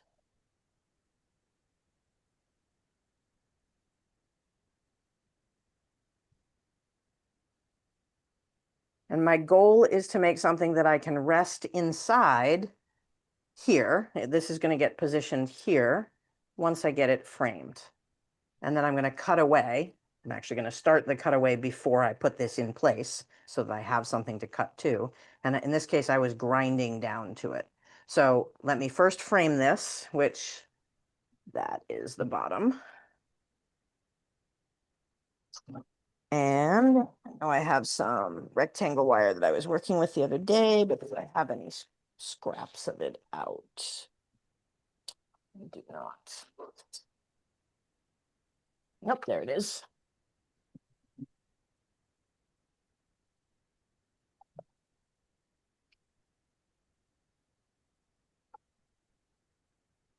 Rectangle wire, I'm just making by rolling whatever gauge makes the width that I'm looking for around.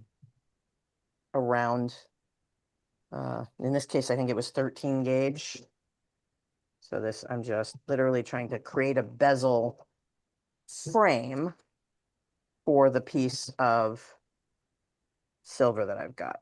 So I'm roughing it in. Use my smaller pliers for some of this.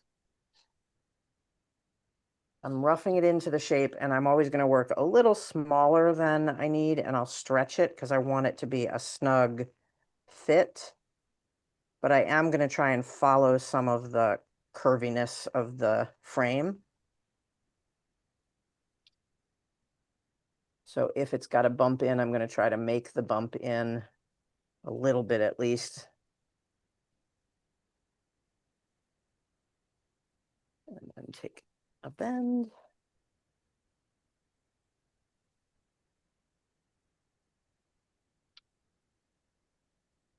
Whoop. It's flying.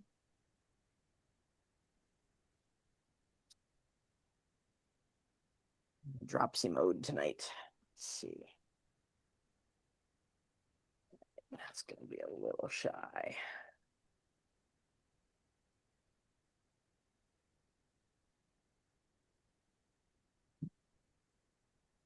Once again, I'm going to use the magical separating discs.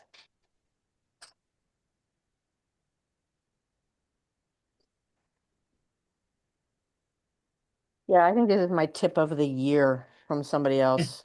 This is like, what the heck? Why did I not think of doing something like that before? It's what's funny, I have no problems thinking of something I need to accomplish and figuring out a tool that will work for it. But I have a real problem rethinking how to use an existing tool. I solder this now.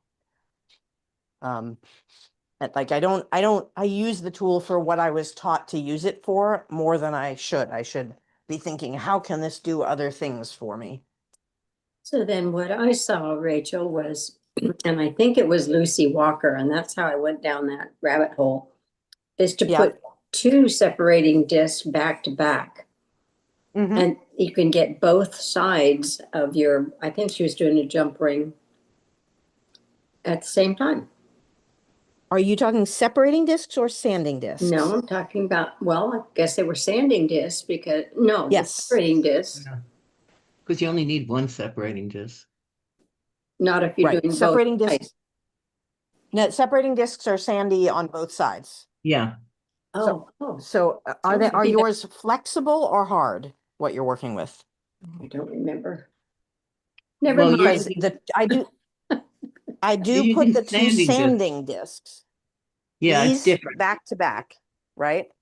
So those are great. They only have one side, but you're absolutely right. You can put Switch your them. camera, Rachel. Oh, thank you. Thank you. So these put back to back are exactly what you're describing. But they have some flex to them, and you can also put them together and you can put things between them and sand between.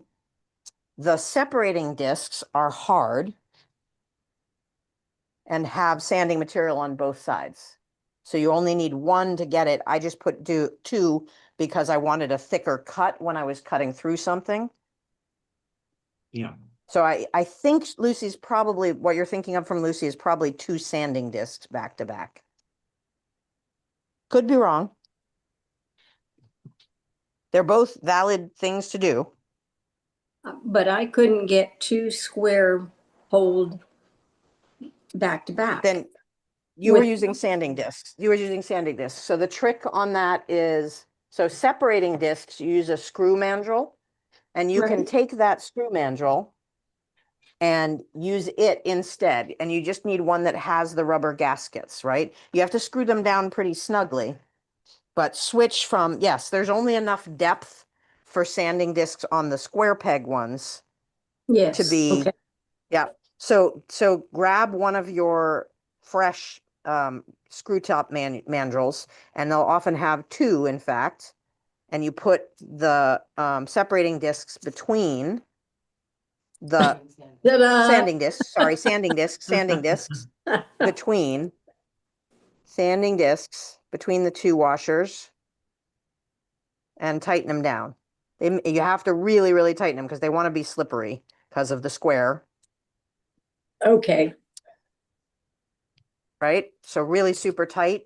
And then you've got exactly what you described is the Yeah. double sanding disc, It's a right? And you can, miracle. again, Thank you. face to face. Oh, yeah, absolutely. That'll make the difference. I just couldn't take it one more step. I couldn't figure it out. Yep. Thank you. Yep, sure. Yeah, I actually really enjoy like sanding discs pointed facing each other when you're trying to do like a pin point.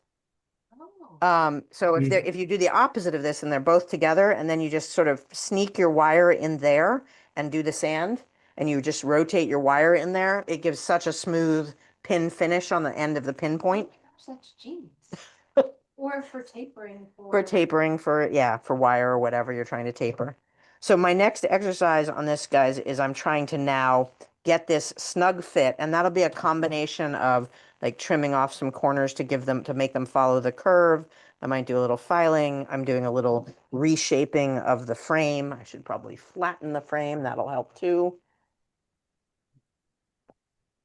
But my goal is just to make something that is going to, all I'm doing is creating that depth, right? I need something that pushes off the material from the edge of the sheet metal so that it looks sunk in. That's all I'm doing with this making a frame.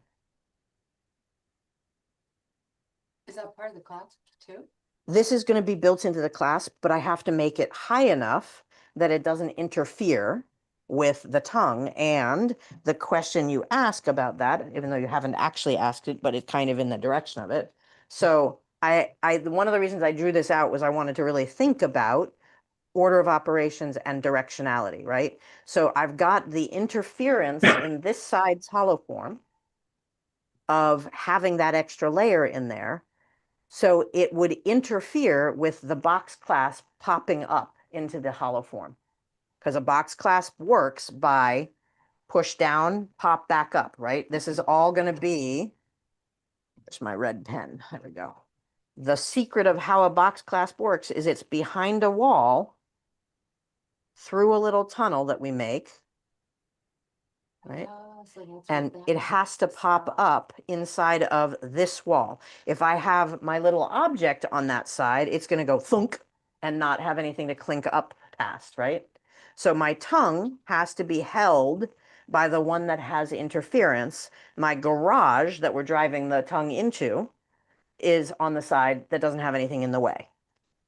So I needed to draw that out to get my brain around which half has to do what. So our dimensioned layered side is going to have the tongue, and our hollow all the way through so that I can make the garage work is going to be on the reticulation side. These are some of the fun things that you will learn more about how to figure out when you're taking that class. Sunday, Sunday, Sunday. Oh, I forgot to, if you, are any of you on the call not on my mailing list? I took a picture of If it you- so you can see what I'm talking about. A picture of what? The link that wasn't working.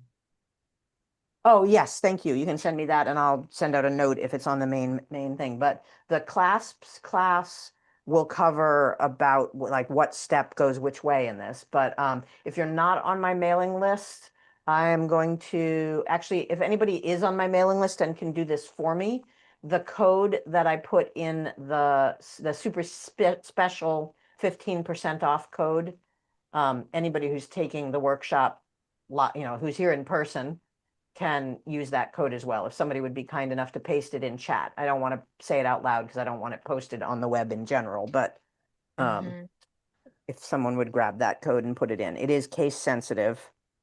And if you want it, so that's good on both my jewelry and on the workshop.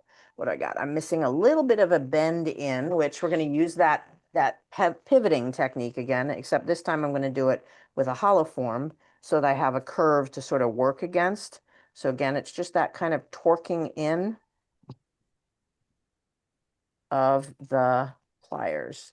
Now we're getting close, but I've managed to mangle the bottom curve. So for this kind of thing, it's back and forth with different types of pliers, different shapes. I'm using my round rounds. I'm using my half rounds.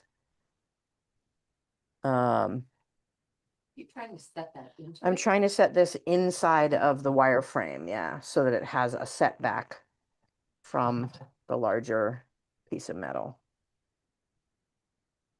I may have done this with bezel wire. I did this with bezel wire. That's why it's fighting me so hard. Let me use my bezel wire. Will make my life easier because it's fine silver and I can just tell it where to go. Skinny bezel wire. Oh, I need to make an order of fresh bezel.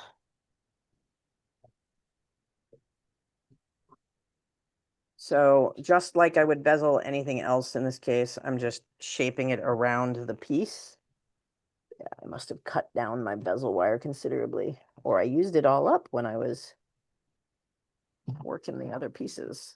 Could be the case. Carmen, did you have that code?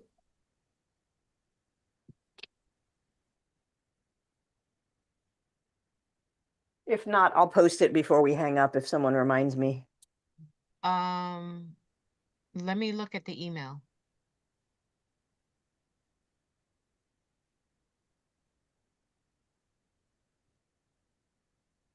That's just in case you aren't on my mailing list. I just am a low key mailer, no more than I don't think I mail 8 times a year at most.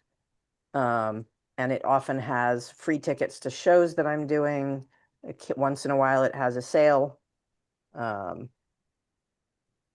So it's up to you. If you want to join, you can do so on my website. But it also notifies you if I have additional classes and so on. I just put it in chat. I think the one you're referring to. Thank you. Yes, that is the one. So that's, if anybody who's on the call, you're welcome to take that code down if you want to either register for the upcoming December clasps workshop or private lessons or semi-private lessons. Or if you want to shop in the store that I finally got a bunch of products up. You have to ignore how mediocre my copy is because I haven't gotten to do better copy for all my, I hate writing copy for my own designs. Love writing it for other people, but I Mhm. can't stand figuring out what to say about my own work. Okay, it's going to be a lot easier for me to set once we get this done.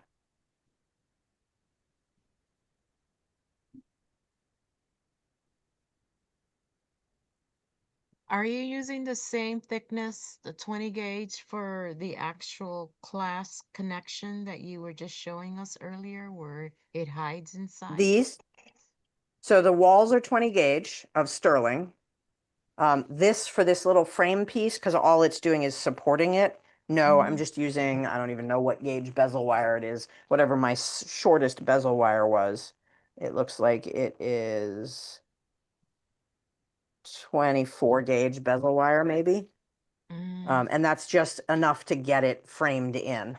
I thought I had used the square wire, the rectangular wire, but I guess I probably didn't because of given how much trouble I'm having getting it to shape. So hard solder on this bad boy.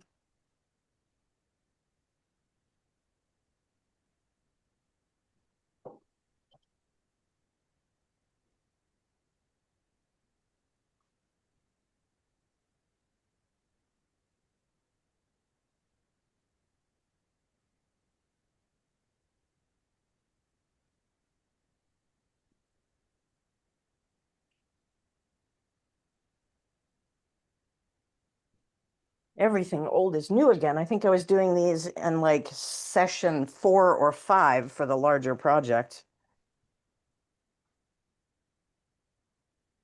Okay, yeah, that's going to be way easier to shape.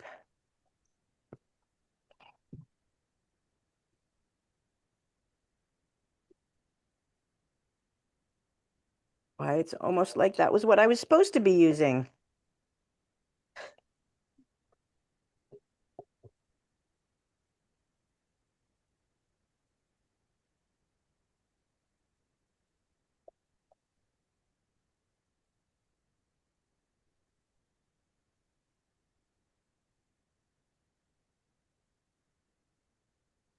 Trying to get it to the height that I like, set halfway down.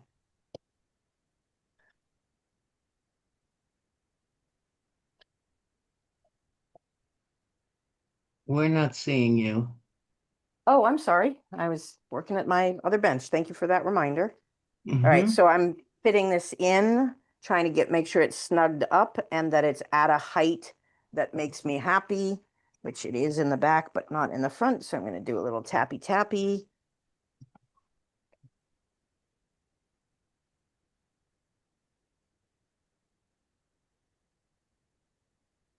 And that is set in there as snugly as I can imagine. Oh, the other end went a little too far. There we go. And now I'm going to solder this in. I'm going to do a back solder because this is the side that I want facing up so that it does the same approximate curvature of these other ones. All right, so I'm going to get this soldered into place. And for this, I'll probably just use the, I have to use the medium solder because I'm doing the reticulation silver in there. I don't want it to melt and blob, although it's framed, so this one would be a little less likely to melt and blob on me. But I'm going to do it from what I consider to be the back of the piece, so it's not all over the reticulation once I cut away.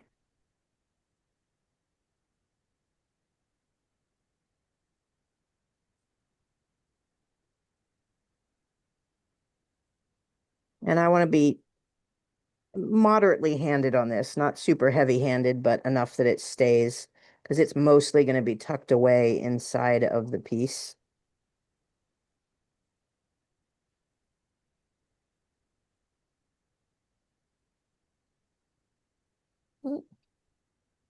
Stick solder.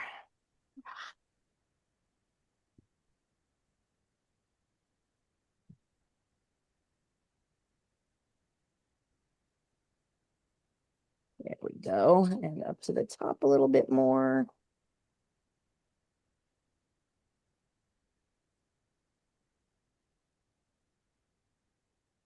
Okay. So that is very thoroughly soldered in. And this will become our front display. I'm going to grind down a little bit more of the material because I want it a little closer to the surface than I've got, and it's a little too tall overall. I could grind all of this away, but I want to just take the front down a bit. So I'm going to do that off camera for a second because I don't have a camera pointed at that. And I'm just using my, what is this? I have a disc sander that I use and a flat sander on it. Going to be noisy for a sec.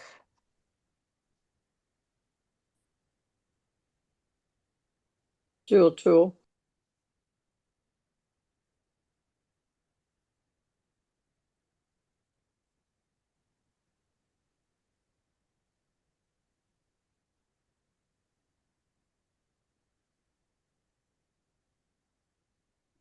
Okay.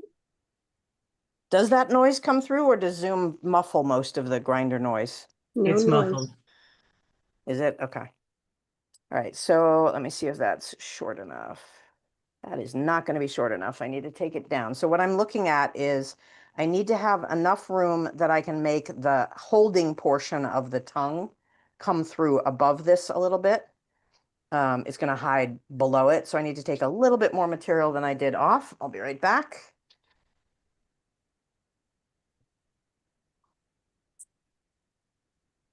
Were you able to get the discount? Because I just found it. Was it Wendy? Did you ask me about the discount? I did, and one of the other gals put it in the chat. Say again. What was that? I just see the link, but I see the link, but I don't see the actual text of it. The now through September 1st promo code business. Mm-hmm. Okay. Okay, that's fine. Yeah, just be careful. You do have to actually enter the code as you're checking out, gang.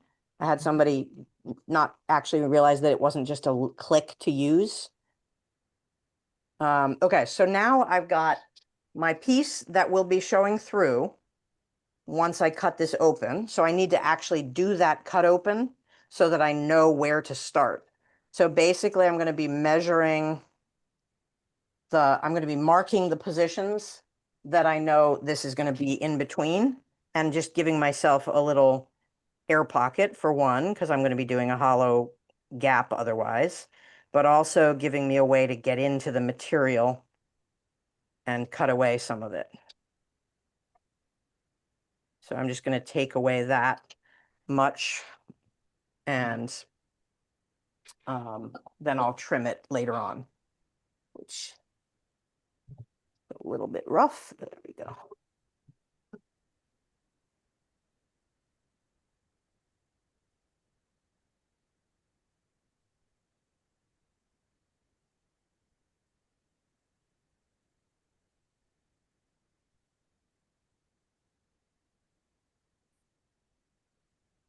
This is an awkward sort of sideways filing that I mean sawing that I'm doing, just to take a chunk out of the front of the hollow form.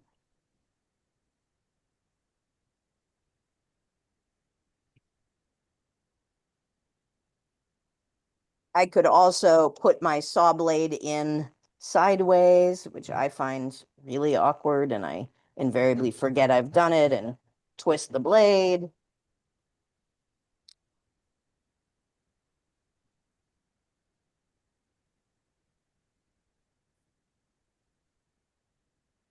Right now, my mission is to just take that bite out of the piece.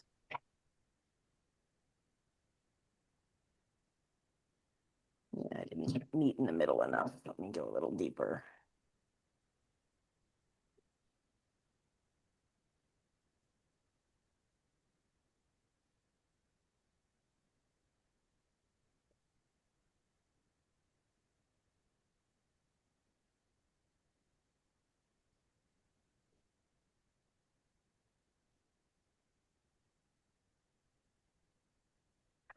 Come on, little guy. Get out of there. There we go.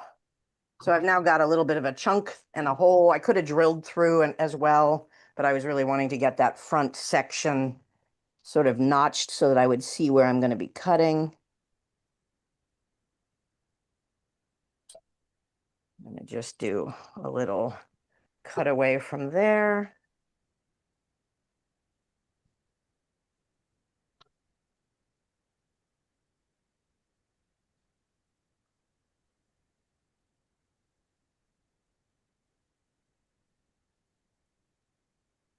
You're off screen.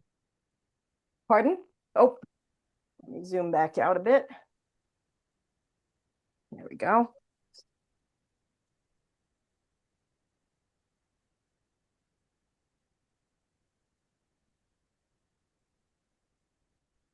So once again, I don't have to be super precise with this. I just need to give myself enough of a gap that when I'm looking through from where I've cut the piece, I can see enough and I can start to drill away with the drill that I used to get the rest of it put into place. So my next act is to actually solder this into place where I want it.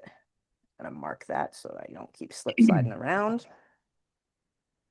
And again, all of this is just creating the exterior elements of what is ultimately going to have nested inside of it a tongue in one side and the garage and framework of the hollow of the clasp.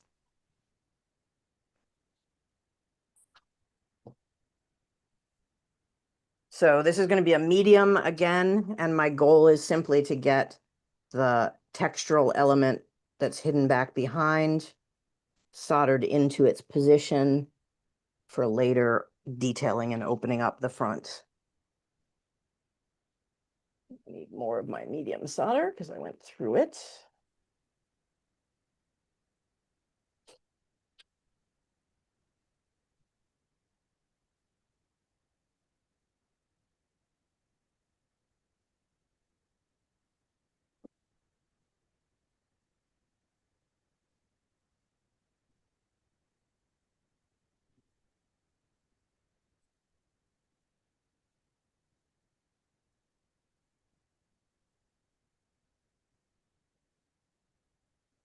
Oop.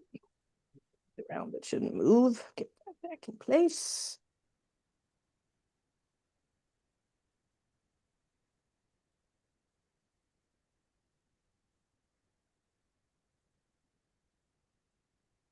And on this one, I definitely want a fair amount of solder up the front wall in particular, but I'm also looking to make sure that the whole thing is well sealed down in the inside of the piece.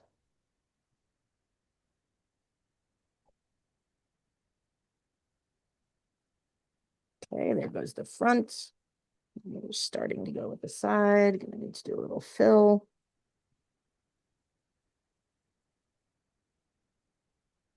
And I'm being pretty darn generous to get it flowing all the way around that frame. And we're in. You can see it kind of peeking through a little tiny bit, but it'll show more when we do the cutaways. So I now have my two top segments ready for the actual box clasp. I know you've been like, wait a minute, Rachel, you're not making a box clasp yet. Where is all that? So here's what we have. Oops, I got to switch cameras. Here's what we have to contain, and I'm going to bring my little box clasp over, one of these, right? It's not going to literally be that one because that's too big, but we're going to have the garage component and we're going to have the tongue component. So if you envision it, the tongue has to be set into the element that we've just worked on so that we can slot it into the garage and pop it up on the other side. I'm locking my fingers from what you need to see, right? So this is what's going to be the tongue, and it's going to be set in on top of what we just put down, right? So it's going to hold into position, and there has to be a big enough gap between the end of the upper part of the tongue and this wall so that once we're in there, this all fits in and pops beyond it, and these two abut. Is that making sense? Yes. Okay. So there you go.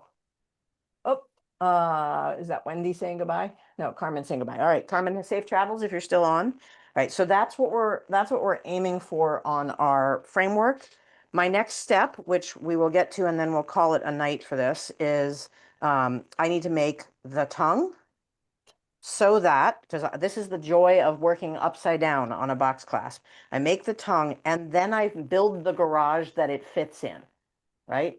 Because this is, if this is a little bit off center and I've designed this and found my perfect center, and then I make this a little off center, it'll not fit. So we build the tongue as our next step, and then we will cut away to the position that lets it slide in the door. So I'm going to do that again with 20 gauge sterling, if I can figure out where I put my 20 gauge sterling. Also good is to use nickel or brass. It is not good to use copper. I think I'm going to, what do I want for length on this one? I want 4, yeah, don't want about 5 millimeters on this because I'll just barely fit. That'll work. Okay. So sterling is weaker as a tongue than brass or steel or nickel. You can do steel, but then you have to deal with steel as a concept in working with all your other materials. And you can, you don't use copper ever. And if you're working in gold and you want the tongue to be gold, it should be a low carat gold, not a high carat gold. Rachel, before you score, Yep. could you go back and show me how you got that width? Your hand was in the way and I wasn't. So you're This, how I measuring, decided how wide. yeah, you're measuring the width of the form that was inside. So the experience is the answer, unfortunately, on this one. For my sake, so but it's a good question because I want to articulate why my brain just did it that way. So when you're working in an odd shape, in a rectangle form, our tongue can be the full length of the piece, basically, right? But if you think about it, our shape changes as we go into a curve because we have a combination of, are we going to hit the back wall a lot sooner than we would on a square one, right? So I then have to balance the width of the piece to the springiness that I get if it's stubbier. The wider I make it and the shorter I make it, the less total spring I get in there. So what my brain did was say, well, that will get me about to there. And therefore, I don't want to go full width because even on full width, let me draw in a bright color, as bright as I can, where the frame would hit, right? If we did close to full width. All of that and all of that are about the max we can get. Because if we're going out to the full width, here is where we start to hit the back wall. Our back wall goes clunk right there, which makes a really short, stubby tongue for the piece. So in order to maximize how far back I can go, I sort of find if I could go really, really skinny and just go to the back wall, like I could do that, but that makes my weak spot, this end of the tongue is so narrow that as it hardens, it's going to be really rough. So what I'm aiming for is something closer to the width of this that sort of splits the difference between too short and stubby and too long and skinny for maximizing spring to width work. Does that make any sense? I'm sort of trying to articulate what my brain just does. No, I'm with you. That's good. Yep. Okay. So, and that's where I ended up with actually pretty close, unsurprisingly, to the one I already have, just So a little smidge narrower. So you didn't take the width of what you just soldered in. No, good question. Yeah, no, that's going to be actually invisible and irrelevant other than as a support system. So there's a step that we're going to do a lot further down the line in placing this where we're going to actually cut away a segment of the back of the tongue and create a slot for it that it just snugly fits in and bumps up against.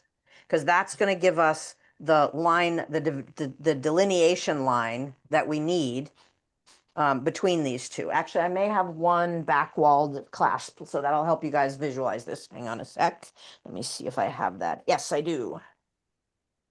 Good thing I just taught this box clasp. I have them. So I should have this is taken it not again. yeah. Well, that was the one in that was an in-person here in Oh. Portland at our new studio space. So this is not a fully integrated clasp. This is just a back plate integrated version that you can do with, like, this is just me modifying this to have a back plate, right? And then I can put jump ring and jump ring and I'm set to go. So what we do when we do that is the difference in the gap between, this is going to be really hard. Just let me see if I can zoom in enough that you guys can actually get it. Because this is an important part of any backed box clasp. So you guys see that gap between the upper plate, which stops here, and the back wall. I'm going to twist this a Yes. little bit so you guys can see it. Right. Yeah. That gap in a perfect box clasp is exactly the thickness of the garage door. Right? Because we get just past the garage door and bloop, it pops up. And if it's perfect, instead of having this fingernails gap that I can barely get my fingernail into, it would be boom, flush up against. So if it were 18 gauge, it would be 1 millimeter gap. If the door plate were 18 gauge, except that you've also got like sanding and filing that you've done to it, so it's not that perfect of a science. Okay. But yes, that's the gist. If those are in fact the measurements that I don't have memorized about how thick 18 gauge is. So our equivalent to this is instead of having a back plate, we're having a whole object, right? So our tongue is going to fit inside, this is going to become, this wall right here is in essence this wall, right? Except that we're instead of, I actually had a mark on here, but I managed to erase it. So in putting this wall on, I created a little slot through which the end of the tongue is shoved to keep it stable right at the position we need it, at the height and at the width and the position relative to the garage door. So this gets shoved through this plate. And in this case, it's going to get shoved through this plate and soldered into place. It's going to be this way though, right? So soldered into place inside of this hollow form, resting basically against what we just put in as decorative element. And so that gap that you saw on the back plate is going to exist between this object and the tongue by the time we're done with this. Clicking, Yes. getting the gist of, right? And then garage door, boop, and it goes just beyond until these, boop, pop up. And this would come out the hole that we're about to make in the next session. Any more questions on that one? No. Okay. So, whoop, flinging these things around. This is what we're actually doing just inside of a much funkier shape. So I am going to make this tongue, and we're gonna do our first pass at springing it, and we're gonna put on our peg, and then we're gonna call it a night.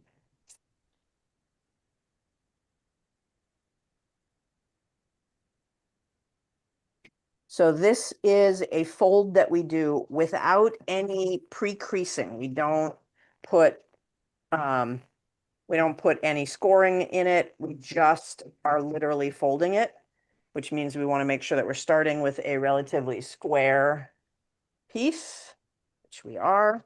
We're going to make this end our tongue, and we said we can't go further than that. So that's about where we're going to do our fold. If we need to, we can file some off later, but it's a little bit of a pain. So all I'm doing is making sure that I have a square line against which to fold.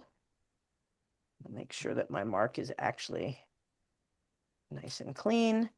And then I'm going to use my parallel jaw pliers, resting them just to the side of that line.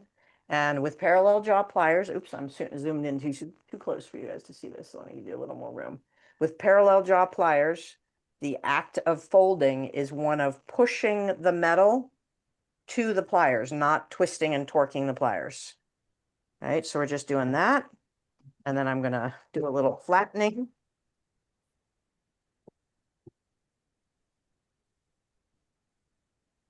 Want to flatten today. Okay, and then I'm going to continue the fold over with hammer, with fingers. And as I go, I'm just checking to make sure that I'm not going off of a complete fold right on top of it. So this is the time to do that corrective adjustment.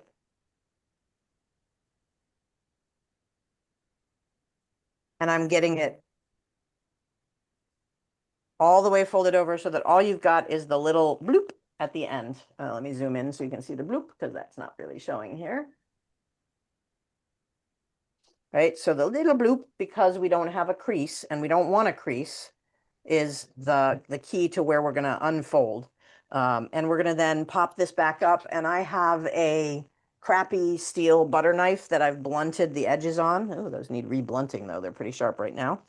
And I just use that to pop up, but you can also use a pair of pliers.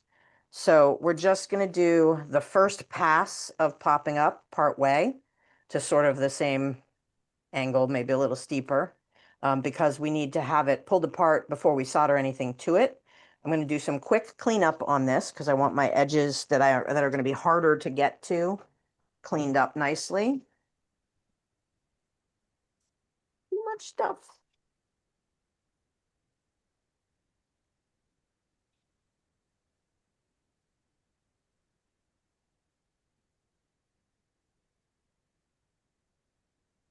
Oop, and my sandpaper's really ready for a change.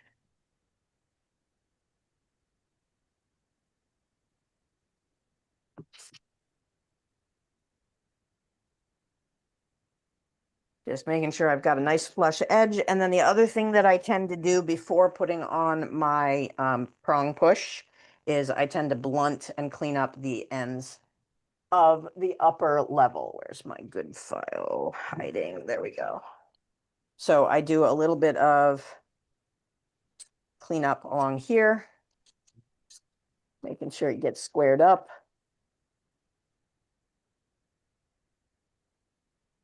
And then I blunt the corners, the pointy bits, so that they don't poke people as they come and go putting it in.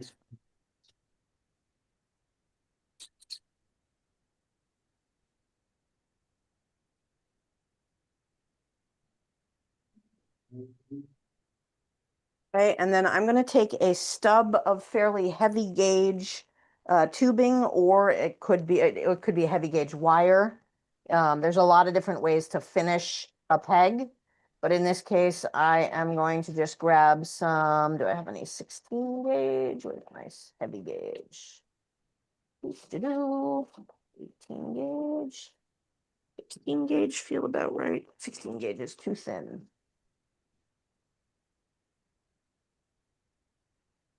I'm going to go with some 12 gauge for this one. And I just give myself a stub. I don't need a whole lot because I just need enough to go above the prong, above the wall, and then a little bit because it needs to be able to spring up and push down all the way into the piece. So I just always give myself excess. And because I have this cool new trick, I'm going to clean up the end. If you want to be really persnickety, you're going to want to put an angle. Say again. Oops, thank you. Let me zoom back out. If you're going to want to be really, really, really precise, you might want to put a slight angle on this because when a clasp springs up, you'll see that it goes sort of this way, right? So if I put my prong on, post on that way, it's going to be sprung a little bit that way. So you could put a slight angle in order to tilt the opposite direction when it's sprung. It's a minor thing by the time it's done and is usually pretty well hidden, but you can see that one has a little bit of a tilt because I didn't put a full angle on it. So it's up to you if you wanted to do that or not. So I've now got a flat surface. I need to mark my center line on this puppy.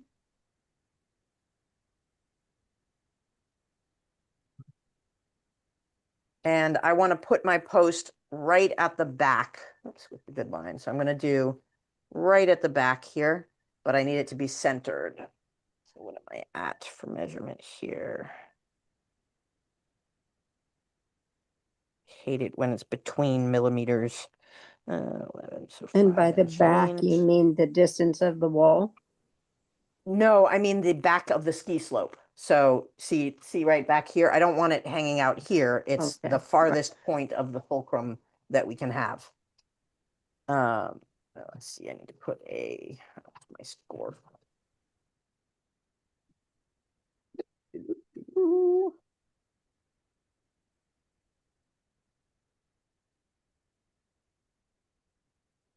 Position. When I'm trying to center, I'm terrible at centering things, so I tend to do scoring from both sides, and then I position in between. Oops, it helps if I don't go off the score. So this gives me this little line to set between, and that helps me stay positioned. So I'm aiming for right here. My pen is shot, so bear with me.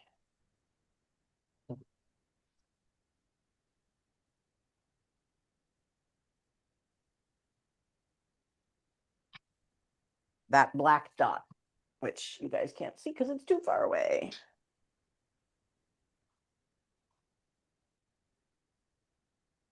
So that's what I'm headed for is my center point and at the back. And I'm going to put it there. So the last thing I want to do is double check that if I were to put this in, it would not hit the back wall. zoom out a I've got a little little- bit then. Okay, yeah. Thank you. There we go. So I have to make sure that the upper half successfully fits widthwise. It does. And lengthwise, it doesn't bump against the wall and get stuck. So I could have gone, half a millimeter longer on this puppy, but as it is, that's going to be a good fit. So I'm comfortable putting my peg on, which is going to be the last exercise of the evening. And then when we return in, is it August? It's August, dear Lord. In September, we will make the garage for the clasp. And we will hopefully in that same session, put the tongue into the other half and go from there. Okay, and I am going to use hard solder for this, which I need a little more of because I've done no soldering to it, and this takes a lot of the action of the clasp.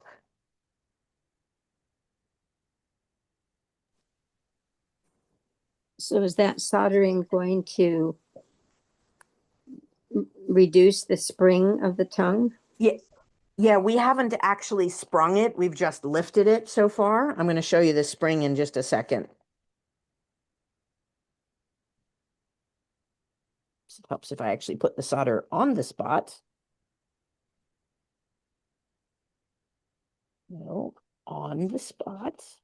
And one of the reasons that you lift it so high is that you don't want, it's gonna anneal and sink down as we push into this, and we don't want to accidentally solder our tongue down to itself. So that's why I've got it at this weird ski slope. You could put it up on something. You could even, if you want, if you're really nervous that you're going to do something to it, you could even tuck a nickel in there so that it never can go all the way down. But generally, we're just aiming to get it soldered on before we've squished it down on top of itself. Peg is going to be a little harder to heat because it's thicker than my metal. It looks pretty good. We're going to leave it there. Get rid of that nickel that I didn't need to have in there for now. So we've now got our ski slope started, and we will do sort of what I call a soft spring, not a full spring. I said I wasn't going to do this on this one, but I will because it's a good exercise to see as the, how do we have our ski slope ready? Try that off. So the magic that I learned after far too many failures in my box clasps is when I first was taught, I was taught to hammer the front bend of the box clasp, of the fold.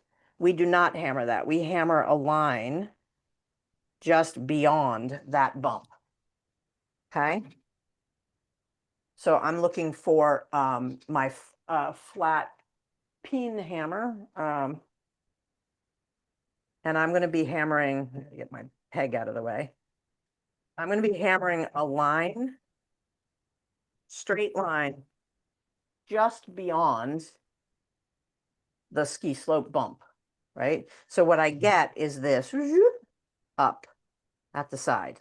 That's what creates spring, is having here tensioned and work hardened. And we don't go overboard on this because we are going to be re-annealing it with some of our other exercises, but we need enough to start to feel the spring. I got to do that a little cleaner because I've sort of done it off sides. Yeah, in fact, you can see it's a little off sides. So we just need enough spring that we can practice the spring when we get ready to mark and cut away. So next session, what we'll be doing is creating the door that is the perfect door for this width and this positioning and this, wherever we decide to center it, sliding in of the prong, I mean, of the peg, right? So that's where we'll leave off for this round. And then next session, we'll build to that. Oops, out of frame. Where am I going? There we go. We'll build to the rest of that. Groovy, groovy. Any questions? A lot of information. Yeah. Yeah, I mean, this is a super, super fast version of how to do this. Right. This is definitely a day or more exercise in the class that we do. But also you'll learn about, I mean, it's a lot easier when you're doing all in one object because you're thinking about it more as one object. It's a little harder when you have to plan ahead for some of the extra bumps in the road, like the inset that I did. So, That Very was Any nice. other Thank questions? you. That was a cool Pardon? tip, Which?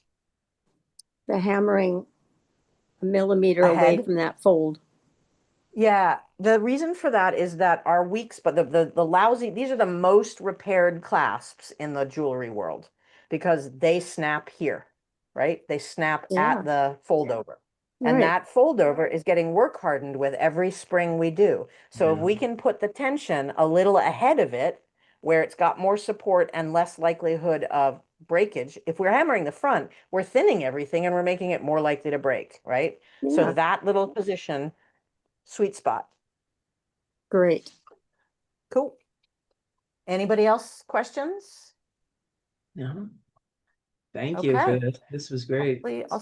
Yeah, good. And just a reminder, September is our next session, and it is September 17th. We will have one in October, October 15th. There will be no November session. And then December, wherever the project is where it is. We're going to be wrapping then. And I'm hoping that you will bring me some of the work you've done over the last 2 years and some of the things that you've learned from this. And we'll sort of look at the box of unfinished things, what's left in it, what came out of it. I'll do sort of a retrospective of all the projects of mine that came out of this, because I've got about almost a dozen pieces that came out of this 2-year project. So we'll share info at that final one and celebrate. And then I'll go and write a clasps book for some Yay. reason.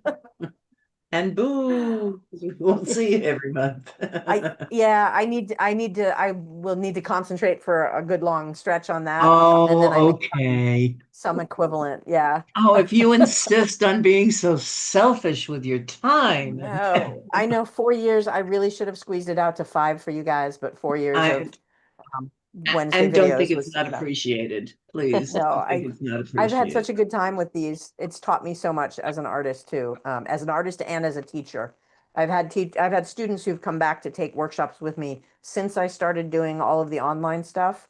And they said, man, it's night and day compared to what I was teaching a couple of years before.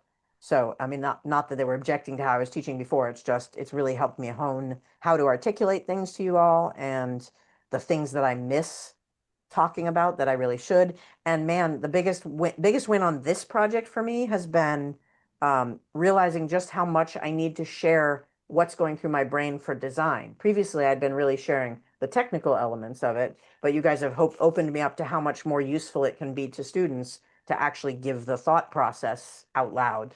So yeah, it's been super cool. And you've helped Have a me lovely kind of evening. reorient myself after a long time off, so Good. watching you do it just gives me more motivation. So I Excellent. appreciate that. Excellent. I want to see that in the form of some projects by December that I can appreciate and ooh and ah over. Okay. Voyeurism is done. I'm Right. cutting you off from voyeurism. You got to participate. Thank you so Thanks so much, Sounds Rachel. much. good. Thank you. Have a Bye, good Thanks. night. Suzanne. Be well. Good Thanks. night. She's in the other room getting ready for the show. See you Oh, guys. okay.